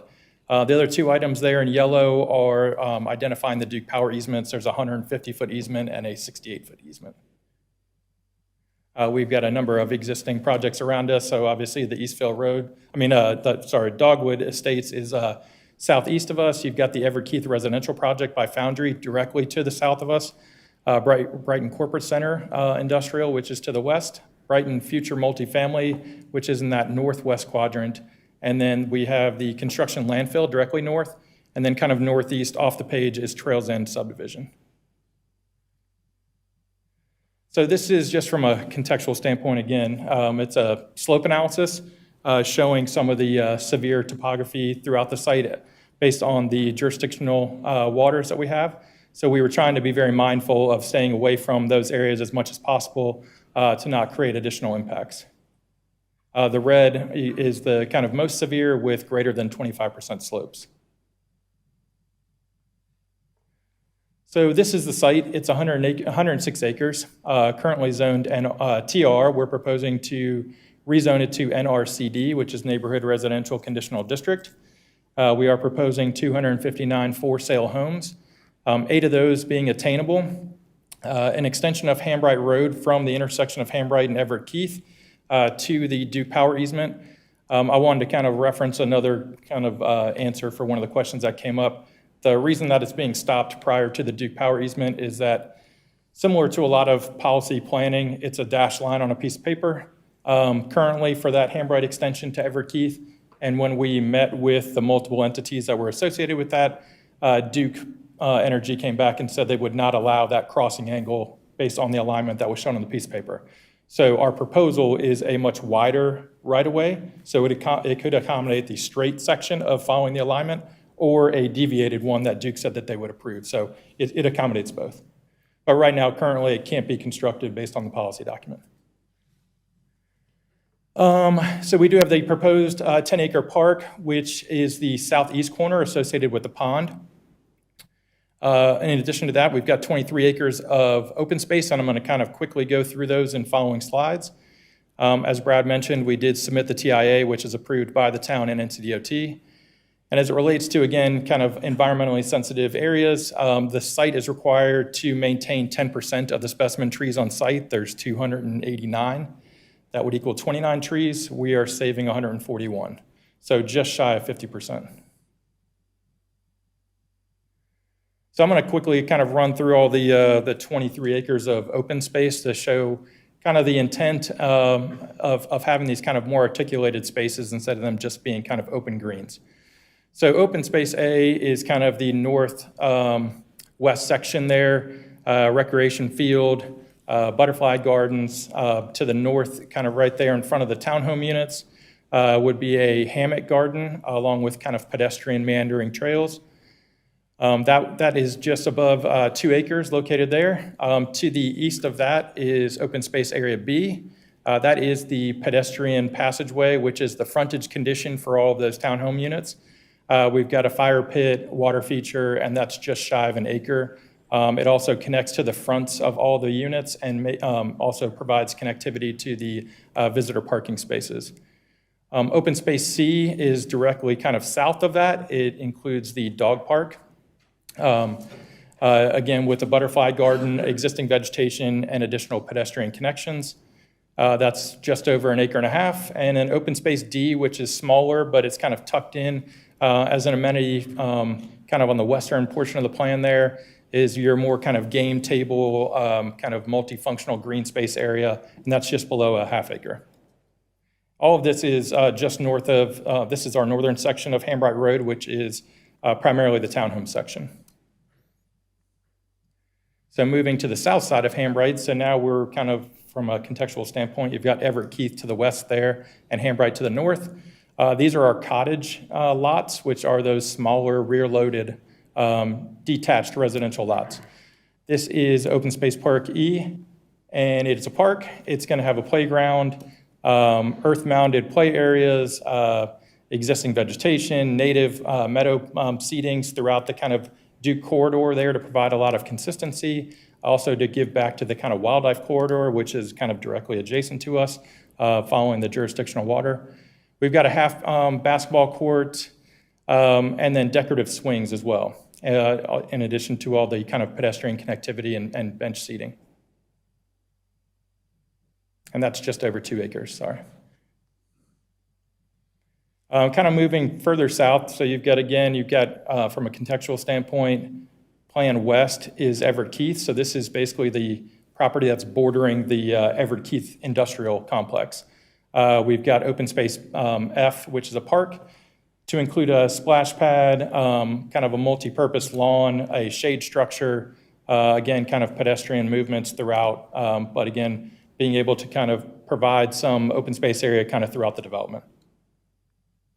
Again, moving kind of further east, we've got pickleball courts and associated parking. And we've provided some screening and some noise cancellation for the adjacent residential lots that are right there. So contextually, just off the plan at the top of the page would be the extension of Hambright Road. These are kind of more quaint green spaces. So these are the larger lots there adjacent to the Dogwood Estates. H and I are very similar, deciduous and evergreen material to be planted, kind of multi-purpose, kind of natural area, but something to kind of give back to these residents here from a distance standpoint to be able to access these spaces and utilize those spaces.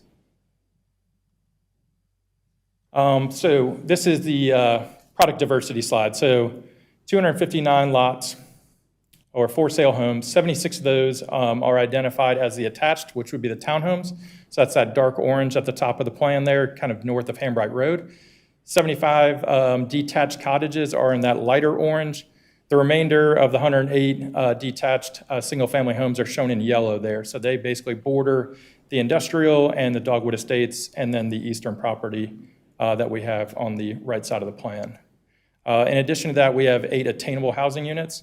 So, and I'm going to get through some of the things that we've changed and met with staff about, but did not have the time based on some of the other meetings that we scheduled to actually submit prior to this meeting. One of the changes is that we did distribute the 8 attainable units. They were like previously located in one building. It's kind of the smaller building at the kind of Plan North section of the townhome.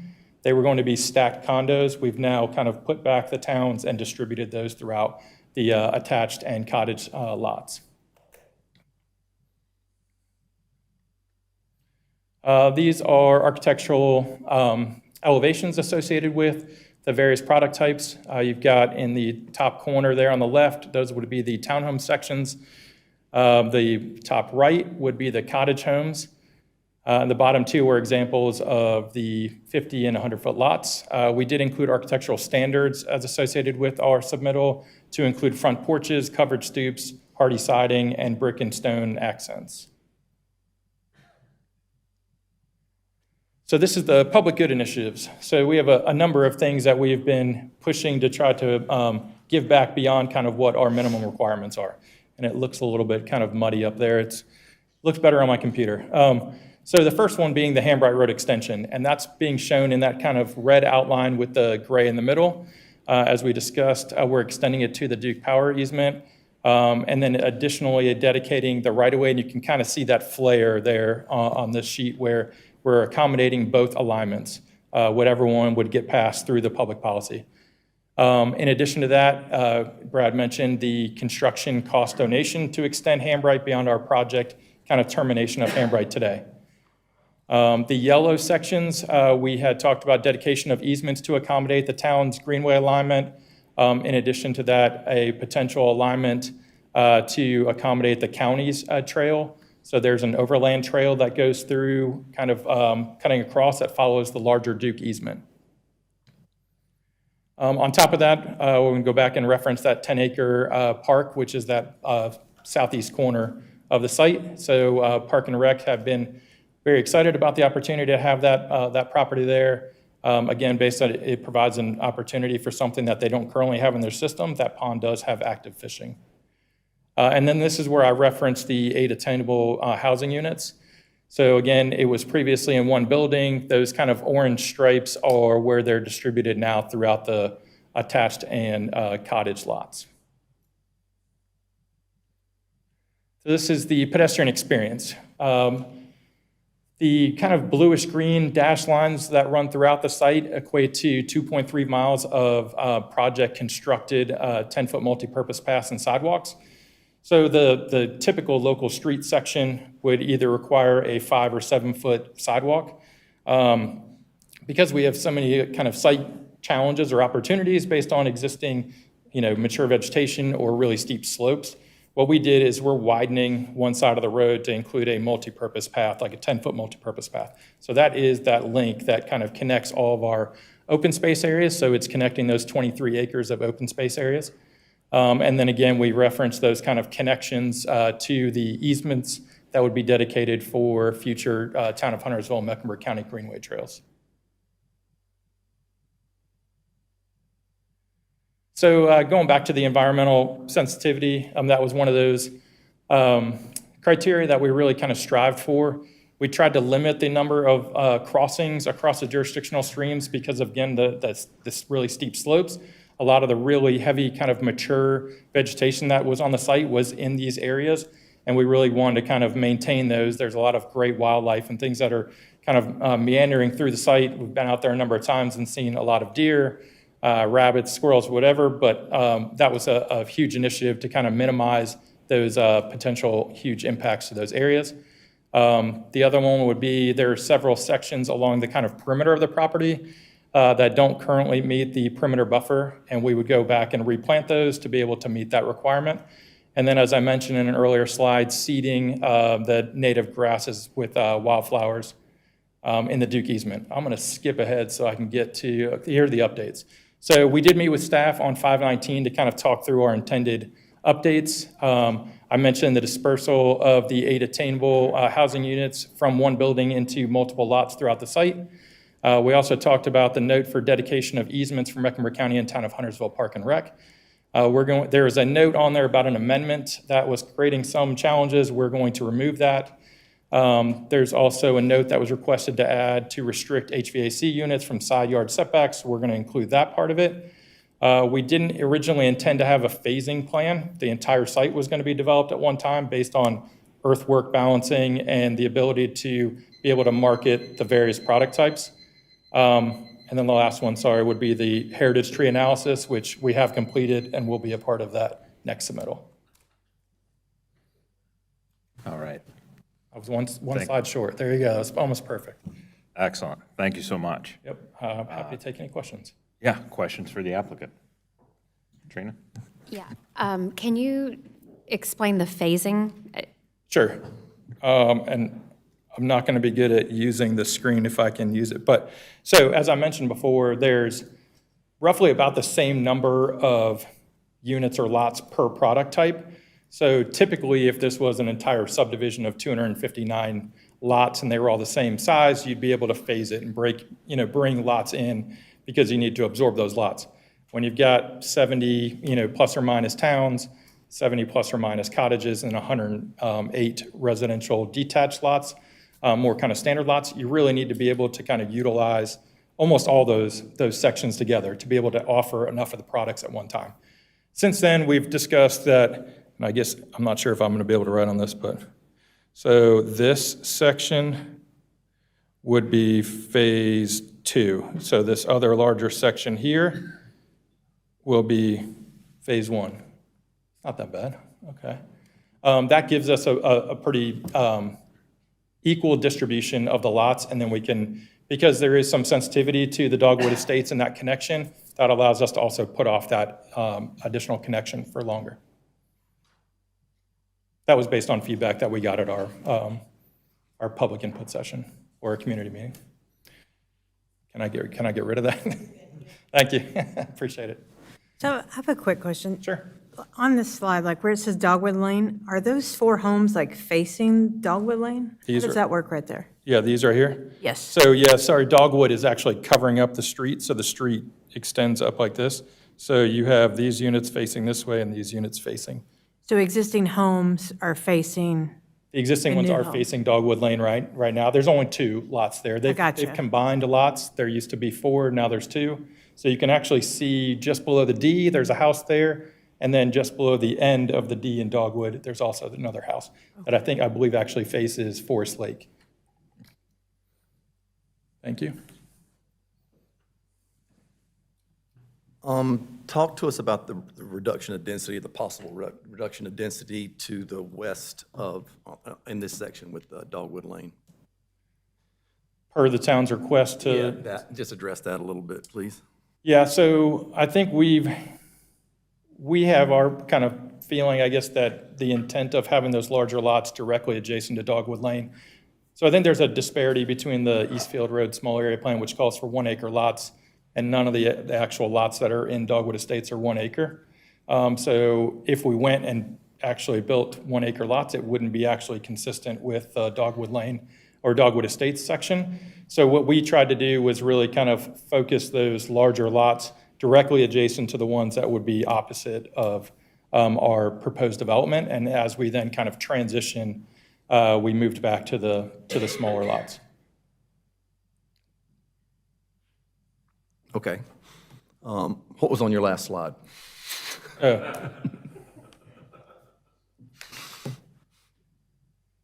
So that was the consistency with the 2040 plan, as Brad referenced. Again, these are kind of the highlights: the product diversity, thoughtful planned amenities and common open space areas, the Hambright Road extension. So technically, as it relates to the Hambright Road extension, we're actually only required to build it to our first street connection. That's our real only kind of intent. So we're building it beyond that as far as we technically could, where the alignment still worked. And that was kind of, and then going beyond that, we've got the dedication of the right-of-way and the cost donation. The proposed 10-acre park, the attainable housing units of 8, which are now distributed throughout, or they will be in the next submittal. The enhanced pedestrian experiences while having the wider pass on one side, and then trying to maintain that environmental sensitivity. So that was our last kind of overall summary. How's the access to the proposed park work? I didn't see any connection there on that. Yep. So, and again, it's a little hard to tell. This is Forest Lake Avenue right there, which there's a right-of-way associated with that. And then we've got our proposed internal street that would come off of that as well. So that connection going through.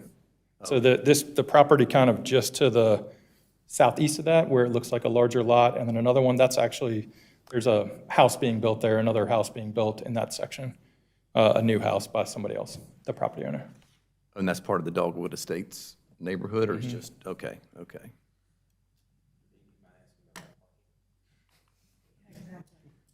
Oh, for the park? Yeah, where's that gonna go?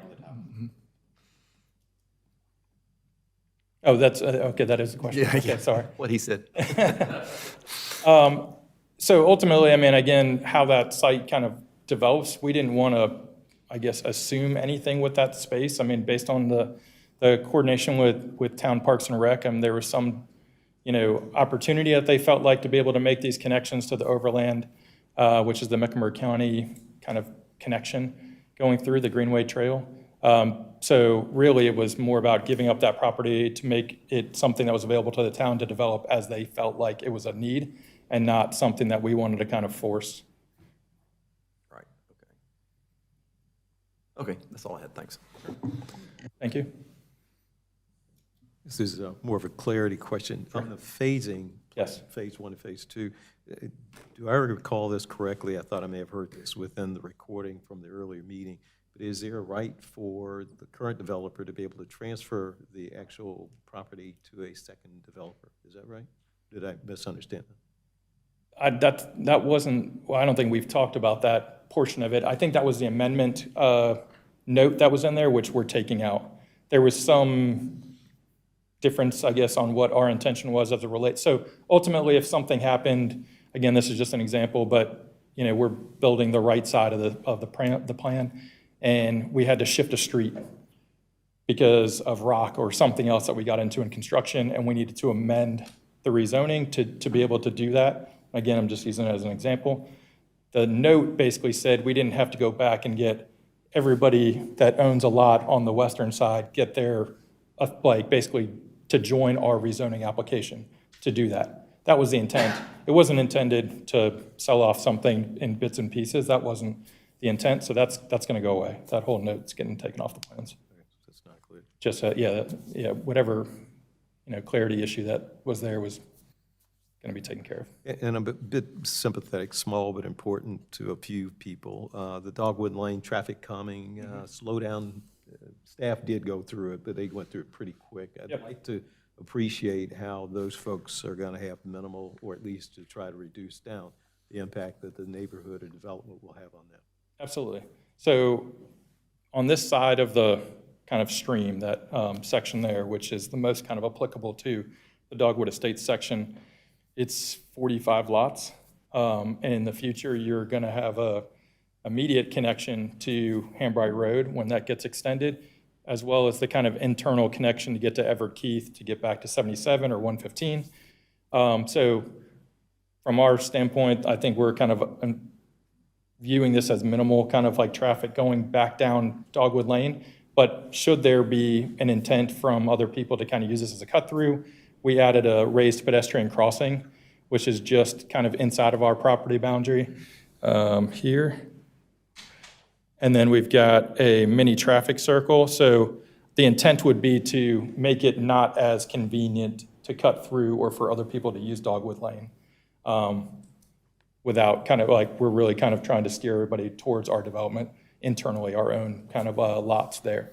So, but if people are coming from like Eastfield and seeing this as a cut through, the raised crosswalk, the mini traffic circle is not going to make it, any more convenient than if they went down Eastfield all the way. So that was the intent. The staff has been coordinating with NCDOT. So Dogwood Lane and Forest Lake Avenue are both NCDOT maintained roads. When we discussed any improvements, they wanted those to be kept as their local street cross-section, because ultimately anything that gets built or beyond that section is something that they have to maintain long-term. So once it transitions into the development, that's a public street, and we had the ability to kind of add some of these traffic calming measures in there that the town offers, like the raised crosswalks and the mini traffic circle, so we did that. So from a traffic calming standpoint, did any input come from the community? I think we offered some of those suggestions as it relates to the pedestrian raised crosswalk and the mini traffic circle. Ultimately, I think they would prefer a gate, which we can't do, and that was their big push, yeah. Yeah, got it. Okay. And the last question, I hang out with risk management people way too much, but the pond itself, it's laudable for the development to do that. But from a city standpoint, maybe this is more of a question, more of a comment to you, but do you think there's an inherent risk associated with a town taking over a pond? Sure. It's got to be increased risk. Question is how much? Sure, there's probably some, but it's not something that's unusual for parks. So for instance, we talked to the Park and Rec director, and he threw out Hornets Nest Park in Charlotte. There's one up in Cornelius on Catawba that they just recently stocked fish, and people went and fished. And so it's not something that the town is adverse to in that regard. So it's a possibility, and those type of issues and specifics are being discussed along with the parking, with Park and Recreation. Mine was more associated with the risk manager's observation of it. I'm aware of the towns certainly do it, just it's a little bit secluded. In terms of, I mean, the other ones you mentioned aren't as secluded as this one. Okay, yep, thank you.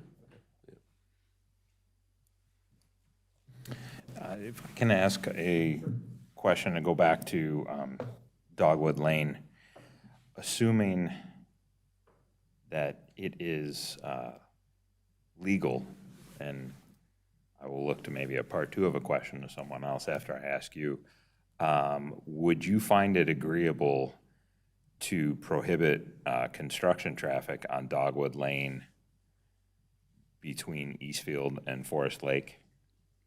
And I do understand that's why I'm being specific, is obviously you're going to be building houses on Dogwood Lane. But what I would like to avoid is all the construction traffic coming up that leads to anywhere on the rest of the site, and would rather. And I believe that was mentioned, I don't know if you want to come back up, but I think that was referenced in the public hearing as well. Good evening. My name is Scott Monday. I'm with the NVR Ryan Homes, the home builder. That's an excellent question, and I will share that in the situation where we've experienced this before, we can advise our trades, and certainly in developing phase one, and all that infrastructure is naturally going to be the conduit for construction, especially primarily. Because those are public roads, other than advising and just the natural professional relationship with the vendors, there's no way to otherwise compel anyone to stay off of a public road. Don't really have that right. To the extent we can manage it, we certainly would, and we do that. Gotcha. But as far as a prohibition, I don't think we can totally prohibit that or enforce it in that way with it being a public road. Okay, thank you. One other question unrelated to that. As was said by both staff and yourself, this development highly amenitized. Would you say that's due to the topography and probably some of the challenges that are going to be inherent to the individual lots and owners? So, I mean, okay, sorry. It's our desire, first and foremost, to have and to create a place to live for our owners that's very compelling. Well, you know, we like to create the kind of neighborhoods where people enjoy living there, they want to be there. We foster social interaction, and all of our amenities speak to that. So it's just a compulsion, our marketing tool, because we're concerned about the sellability or the marketability of the homes. That's not the case at all. We like to create great communities. We believe this community fits that bill exactly. It's highly amenitized. It's highly planned. We think it'd be very attractive to owners. It also has a lot of community benefits as well for the town. Can you think of or share other neighborhoods that would serve as an example to this level that that you guys have developed and built elsewhere, just Lake Norman even? Well, of course, we listed earlier the communities that we've built within Huntersville, but Brighton is certainly one where we built homes in Brighton. But we've developed and built in homes and worked with developers all across Charlotte, you know, really all across Metro Charlotte. No, but in terms of this level of many of them are this level. In fact, all of the communities within the last several years, I've been with the company now for 4 years. Prior to that, was a long-time developer.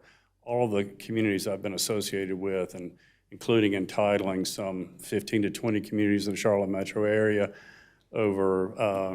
entitling over 5,000 lots in the last 5 years, including 2,500 in rezoning. each of those communities rose to this level of detail and planning. Gotcha. All right, thank you. Sure. Other questions for the applicant? A couple, I think. Alley terminations. I understand it's a challenging site, but you obviously also understand in Huntersville, we love connectivity. Where do you stand on that discussion with staff? Is there any solution? It doesn't look like it's been solved with this latest site plan. No, so in earlier versions, we did have specifically like this area, all those alleys actually connected, and it really kind of bifurcated the open space opportunity there, and it created a lot of kind of really choppy spaces. So we kind of went the other direction and said, they're very somewhat short, and they've got turnaround areas within the alleyways to be able to go back the other direction, but we tried to prioritize the open space versus making other connections. We're also limited, I think, on some of the alleyways there, being able to make connections back to NCDOT right away. They only approved the connections that we're showing today. We actually originally started with more, and we got narrowed down to the numbers that we have today.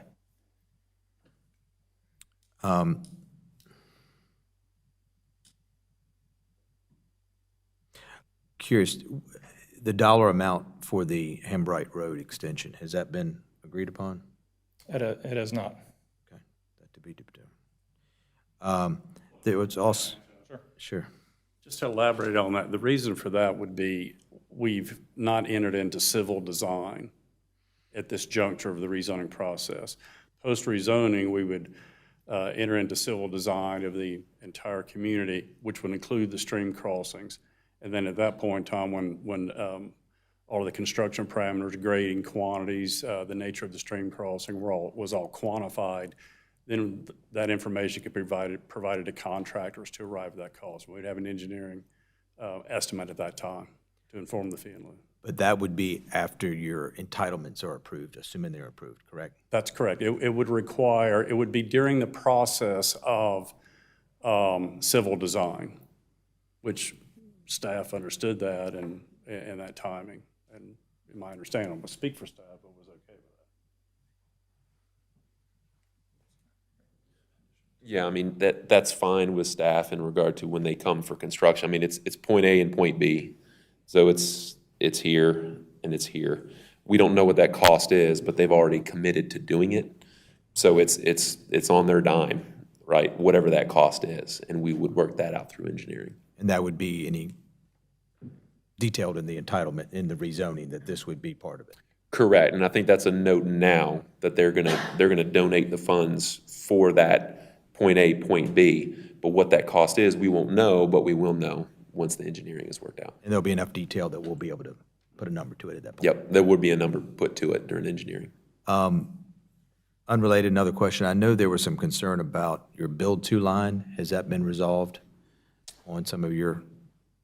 So we have not made any changes. The intent of the build-to line really has to do with the units and the lots that are facing Hambright Road and Everett Keith, which are future thoroughfares or planned as thoroughfares, and having 4 lanes of traffic or an adjacent kind of incompatible use like industrial.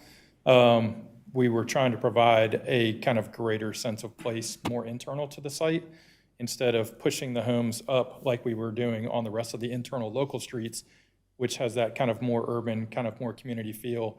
We wanted a little bit more separation. So not dissimilar than what you see kind of further down Hambright. What's the development name?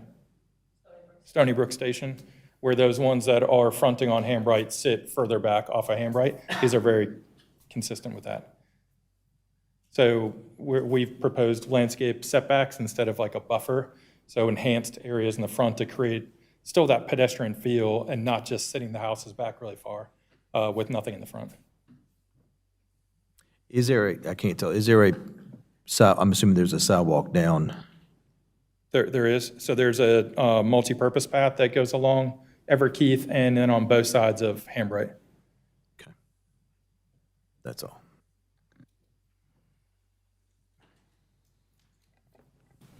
Right. Let's go through the list of exceptions and then see what you heard tonight and what gets ticked off. You want me to read them to Sure. you? Well, I'll pull up the staff report. Yeah, Since- so those, since we're so out of sync with the current, I wanted your input on what you heard tonight. so these are basic principles. They're not specific to, again, we haven't seen a plan, so I can't say, oh yeah, that works and it done, but these are the principles that staff is looking for. Increased connectivity, we kind of mentioned the alleys. They're all one way in, one way out mostly. That's a concern. We talked to the applicant about trying to maybe work with one or two to better have vehicular connectivity. We talked about the greenways a little bit, so we're still looking for reservations of right-of-way and maybe some nature trails across a stream to be able to increase that connectivity. So that's still an outstanding comment. The phasing plan, I think that's going to get worked out. We mentioned that. Modification of the subdivision note, mentioned that is going to be removed. A reduction in detached house build-to lines. We discussed maybe, because they mentioned the development across the street, and I actually have a picture of those. Whoop. Go back to mine. So in the top left on Hambright Road, those are on, Hambright Road. These are all examples of houses on thoroughfares, and they're close to the road. They have closer build-to lines. 25 feet, I think the ones on Hambright Road and also ones on 115 in a similar way, they have a 25-foot build-to line. Staff would accept that. So that's still a discussion. Their presentation to the board seemed like they were going to keep it further away. So that would be a conflict with what staff's recommendation is. You take into account that it's going to be 4-lane one day and the road right-of-way will encroach on the 25 feet and it'll become 15? No, because the 25 feet is based on the future right-of-way. So that right-of-way would not change. The 25 feet would always be 25 feet. Yes, sir. So that one might still be an outstanding one. Affordable units spread it throughout the proposed development. That seems like they're going to do that. Staff recommended 10.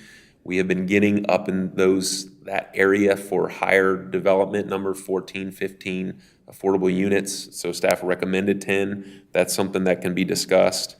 Utility connection feasibility is secured. The applicant mentioned that they were working on that.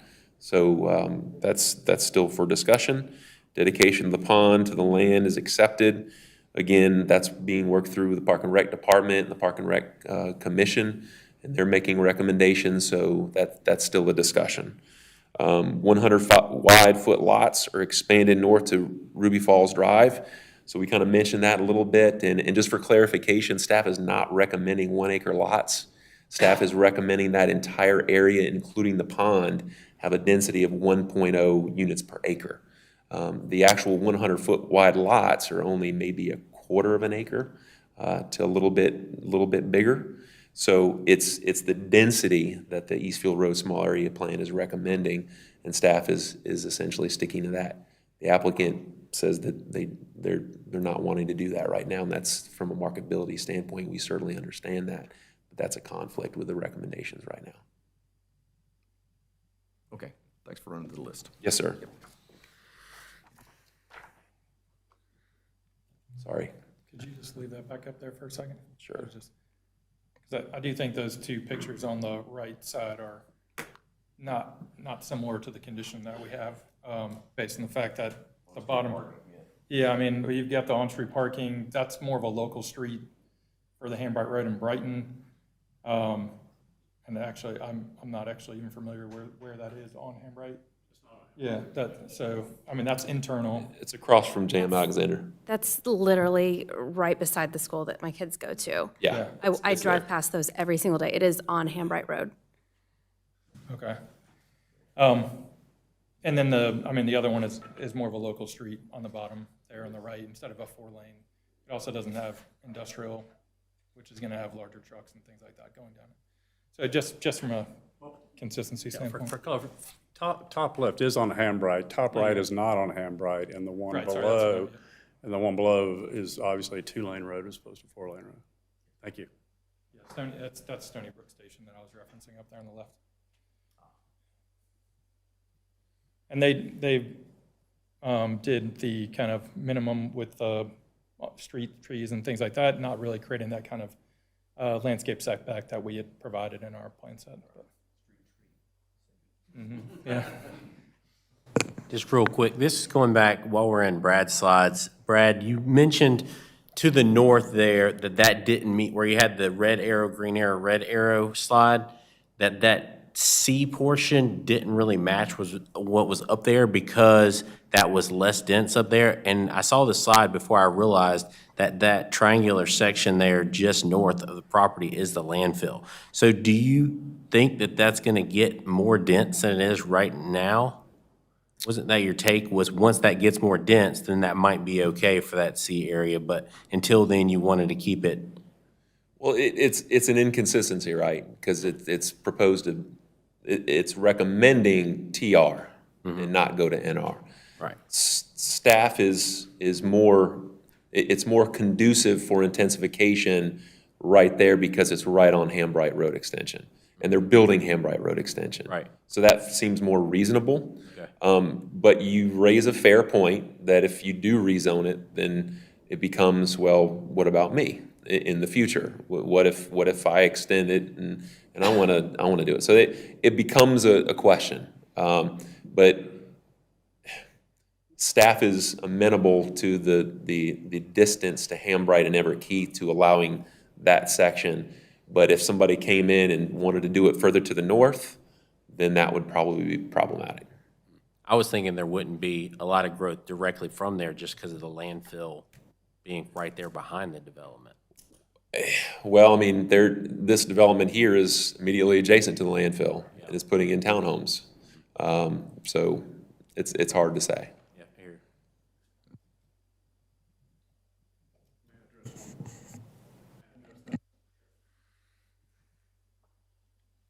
Thank you again. Just a couple of things I'd like to point out on this particular slide, and that is, we presented that our plan is, from a land use standpoint, is complicit with the 2040 plan, which was adopted much later than the 2014 small area plan. The small area plan, just to show you some potential inconsistencies here in being adopted before much of Brighton, in fact, almost all of Brighton was built out, subsequent to 2014. The area up to in the northwest quadrant that says Bright Road, you see that parcel? That's TODR, and that's going to be an apartment complex. In fact, it was approved for an apartment complex some time ago, and a different apartment developer will be building that. That will be the 4th apartment complex located north of Hambright Road between 115 and our site. So that rectangular area of C that's pink that suggests it remain TR until until Hambright's connected to East Field, in our view, ignores the built environment that's there. We talked earlier about the context of the surrounding environments. And Brighton is developing multifamily all the way down that way. And it was TR because of its proximity to the proposed light rail station. So just across Everett Keith in that spot is TODR. So to keep that as TR just on the other side of Everett Keith really isn't very logical. And then there's a tremendous disparity between the pink and the blue areas in terms of what's accepted in the small area plan. So just across the proposed Hambright extension, although down at Everett Keith, is all sorts of dense uses are allowed under that. But that's only a separation of the Hambright extension. So C, as I said, is adjacent to Brighton as well. So, that's a bit incongruent. I think if this plan was developed with the benefit of Brighton as it was developed today, it would look a lot different. And plus, and then the other thing I would point out is that in the Area B, when Dogwood Estates was developed, there was no water and sewer available. Those lots have been consolidated over time and increased because to chase water and sewer. That was 50-some years ago. All the lots we're developing will, of course, be served by public water and sewer. And that's a big difference in terms of what should be a program land use, we believe.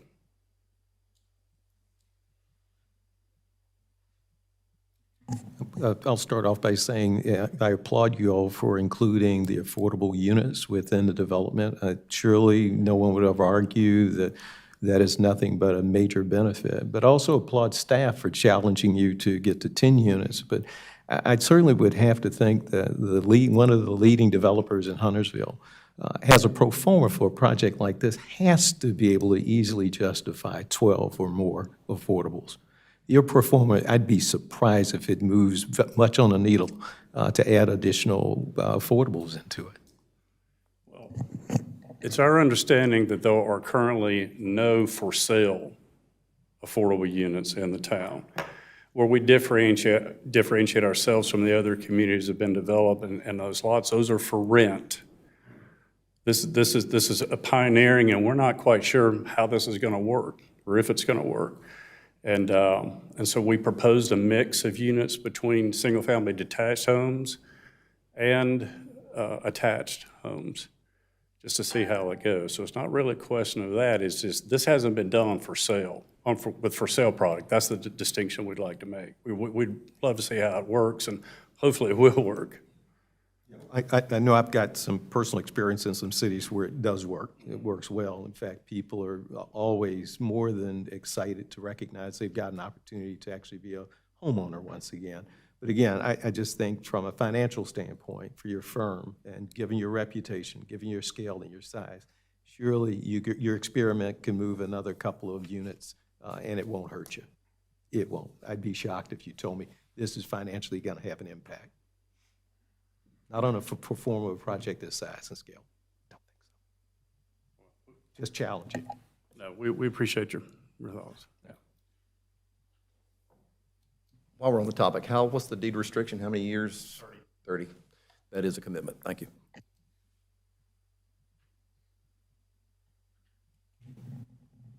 Any other questions for applicant or staff? Okay, I will accept a motion.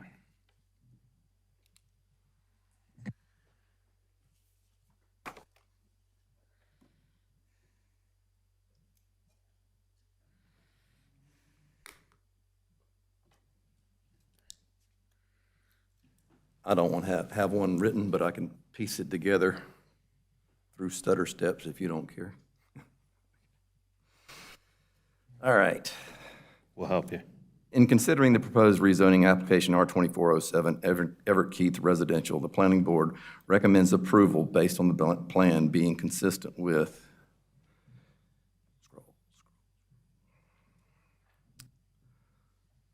Policy LU 1.1,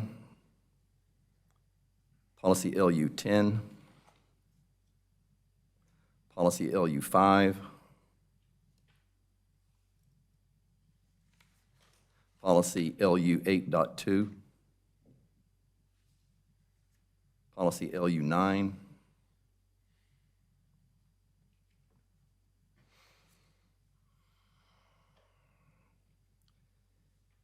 it is reasonable and in the public interest to approve the rezoning plan because the plan does follow the land recommendation uses of the Huntersville 2040 Community Plan.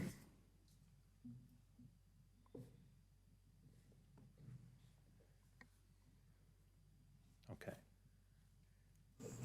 I'll second. All right, we have a motion, we have a second.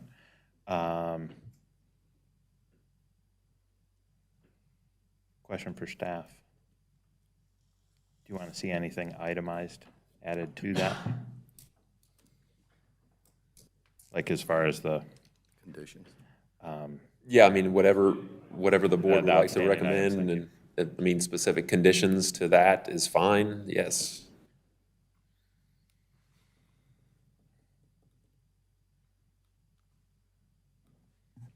Lee, you spun your thing and showed them. Yeah, I'm looking because I don't know how much of that stuff is covered now in, if I say, as per the plan, because I don't know what the plan is, because the plan's now a month and a half old. Okay. Not really. Minor comments from staff as addressed, have been addressed, or I can run down some highlights if you'd like. I mean, the 8 affordable units locked in already in the plan. Yeah, how about, Yes, but they're in one location. They're not spread out Okay, throughout right. the subdivision. All right, they did show them on the slide, as spread out? It's not on the plan. We don't have an updated plan submitted officially. well, I was having trouble. So, So a lot of the changes discussed are not actual committals yet. But I mean, if you want to make them you those formally conditions- agree to spread them out? As shown on that slide, they show them spread out. Okay. I can add that in. I can read these, it won't be hurt to be duplicitous. I can just read these off into the condition. Why don't we? All right, thank you. Amended with the following conditions. Increased connectivity through the development is achieved through working with staff on various changes with the alleys and accommodation of greenways in various segments. A phasing plan is submitted showing sequential and logical development of infrastructure.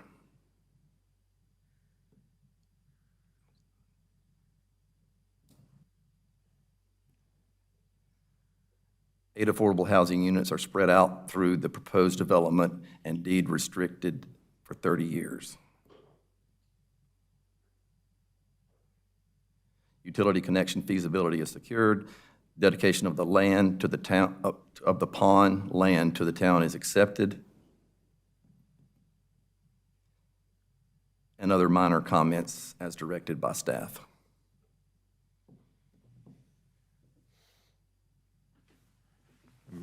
Thank you, Lee.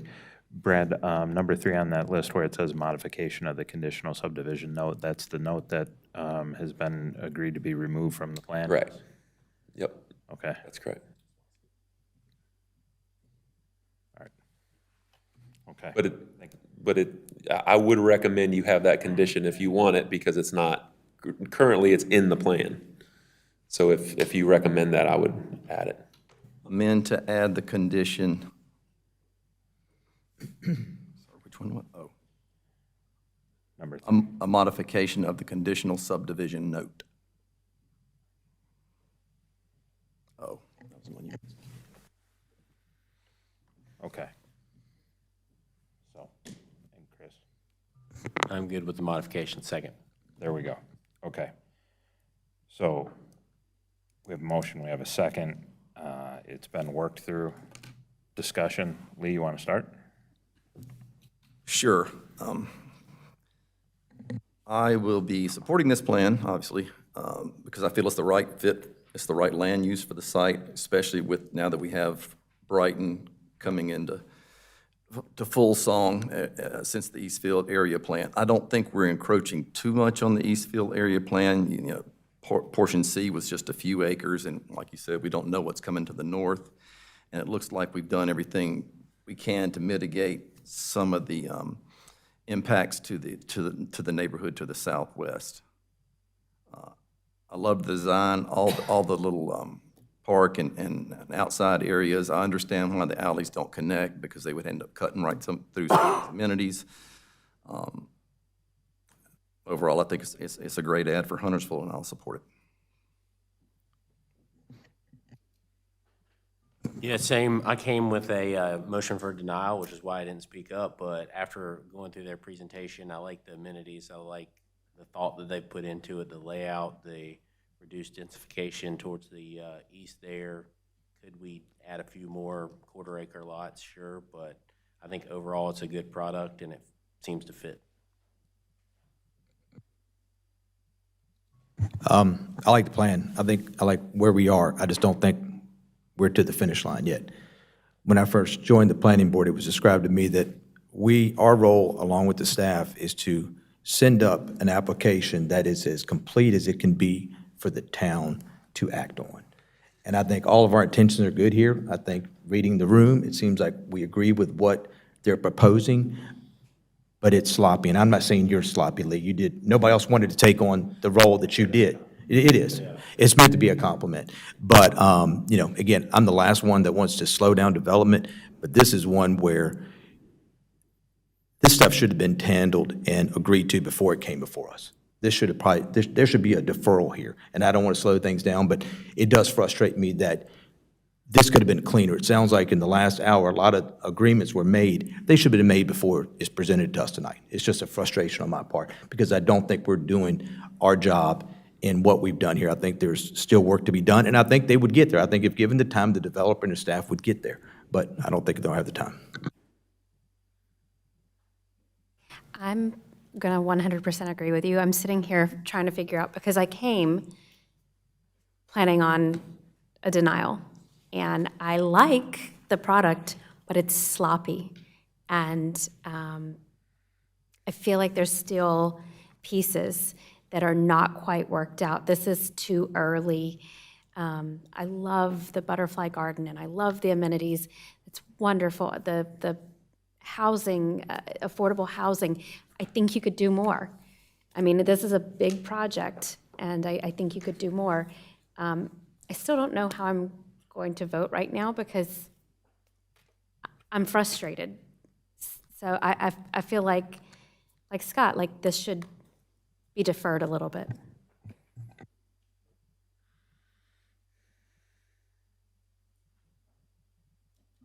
Ditto, Scott and Katrina. Yeah, I'll say I always prefer things to be cleaner and not so much have to be worked out here up front. So, I mean, I absolutely agree and get it. I would say this site in general, I mean, I'd say it somewhat jokingly, but there's like craters in this. I mean, this is, one of the most topographically challenged areas in town. And so I can certainly appreciate finally trying to get something on it. I would encourage the town board when it gets to them to focus on trying to figure out a little bit more reduced density as it relates to Dogwood Lane, but other than that, I'm fine. Great.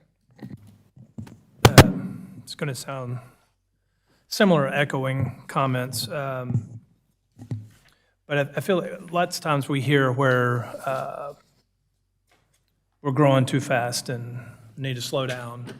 And here we have a small area plan that's kind of telling us, advising us, this is recommended for this area, and I don't want to say ignoring it, but we're ignoring it a little bit and ignoring the density that's recommended for this area. And we have something here that's already established. We don't always follow, to the T what's recommended, but as it's a guide there that can help us with a decision for that area. But I'm also in the same boat where I like the plan as a whole, and echoing Jeff's. We can figure out.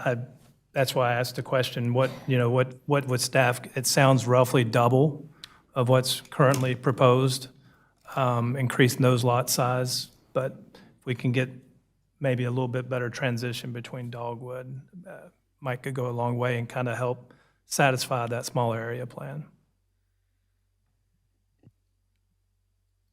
Yeah, I mean, I like the plan, and I'll support it. I was, like some of the other comments, it's as you could tell by Lee crafting a motion, that the consensus is generally there. It's just these pieces are not there, and I know there'll be changes. It's a large site. There's going to be things that are going to, that's on the plan today that we're going to have to change. There's site conditions, but I would make sure that those would be nailed down. I would suggest they be nailed down, very well before the town board meeting.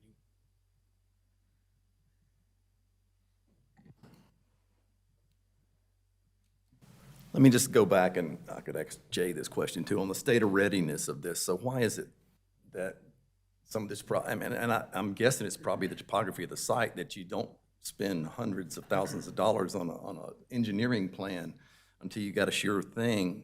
It seems like a lot of the other stuff we see, when we saw earlier tonight, are a lot more dialed in than this one is. Is it because of the topography? Is it because, I mean, what were you, what would you have preferred to have presented tonight? Another update? These guys took another month to help? Yeah, I mean, that's always the preference, to be able to get, when we go to the public hearing, that's kind of the usual, you get an updated plan, and then you go to the planning board, and we kind of, a lot of times it's last minute, because we're rushing, we're trying to meet the deadlines, if we're being honest. In this situation, the applicants just didn't have the chance to take the list of things that, we had a lot of recommendations, didn't have an opportunity to get those complete prior to coming to the planning board. So we did meet with them, we did go over a lot of the items that we discussed were taken care of, but we just didn't get a plan yet. And so that's kind of where we are. But yeah, staff's hope is each time we have a meeting, it's updated and we come to the next board meeting with an update, so we're ready to go.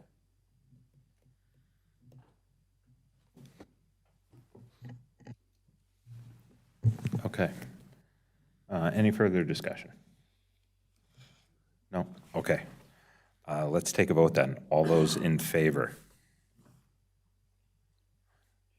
3, 4. All those opposed?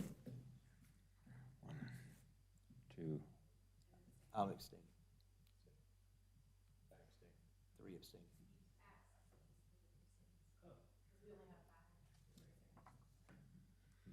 I'm sorry, what? Okay, got you. And then all those who abstain? 3. Okay, so in that case, motion carries. All right, thank you. All right, moving on to other business. There isn't any on the agenda, but it was discovered rather recently that Mr. Baber sits before us for the last time. A conflict came up in his June schedule, and he will not be able to attend his last meeting. He term limits out. So Greg, I want to thank you for being the partner that you have been for all these years that I've been doing this as well.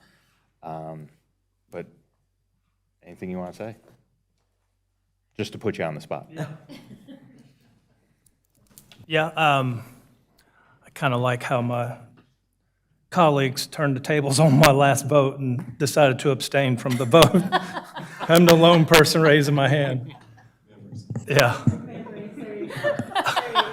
So, I thought I was on like Impractical Jokers or something. Well, what just happened here? Yeah, I enjoyed it. I appreciate, I want to thank staff for making the original recommendation that I could potentially contribute, and thank the commissioners for allowing it. Kind of keep it short, I could say something about all of you. I appreciate it. I think we have a good diversity of opinion. Again, as represented tonight, I think several of us were kind of doing ping pong on our decision, like, oh, that's a good idea. Oh, I like that decision. So I think that the board is made up really well to continue. A little bit of a personal note, I just, even though I don't mention everyone by name, like I said, I do appreciate it, but the 2 gentlemen that have been here the entire tenure with me, I appreciate it. Scott kind of helped me learn how to craft good questions. I assume other people see the same thing. He handles the way he discusses with applicants and really clear and concise to the point, and I kind of tried to learn from that to see what I can pick up from that. There's several times I've turned to Trina after Scott says something, I was like, didn't I just say that? And it wasn't that Scott was stealing my idea, he just articulated it much better. Yeah. And Jeff was my neighbor, board neighbor when I first started, and he really showed me the ropes. I had no civic experience. There was a lot of turning to Jeff, like, what's going on? Oh, what do we do here? What does that mean? So he really showed me the ropes, and I appreciate that. And as he took on a bigger role as chairman, I think he's done a tremendous job of maybe trying to pull back some of his, not agenda, but personal experience, and allowed all of us to kind of share our opinions and keep the forum flowing. So I appreciate that. And last, I want to thank Tracy. I think she's been the most steady force on my entire tenure here, and it's kind of one of those maybe goes unsaid, the quiet, steady, behind the scenes that keeps everything running. So I want to thank Tracy too. That's it. And I won't be showing up every week like Frank.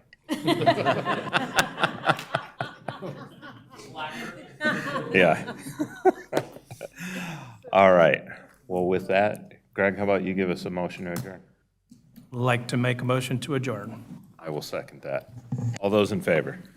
Any opposed? We are done. Have a good evening.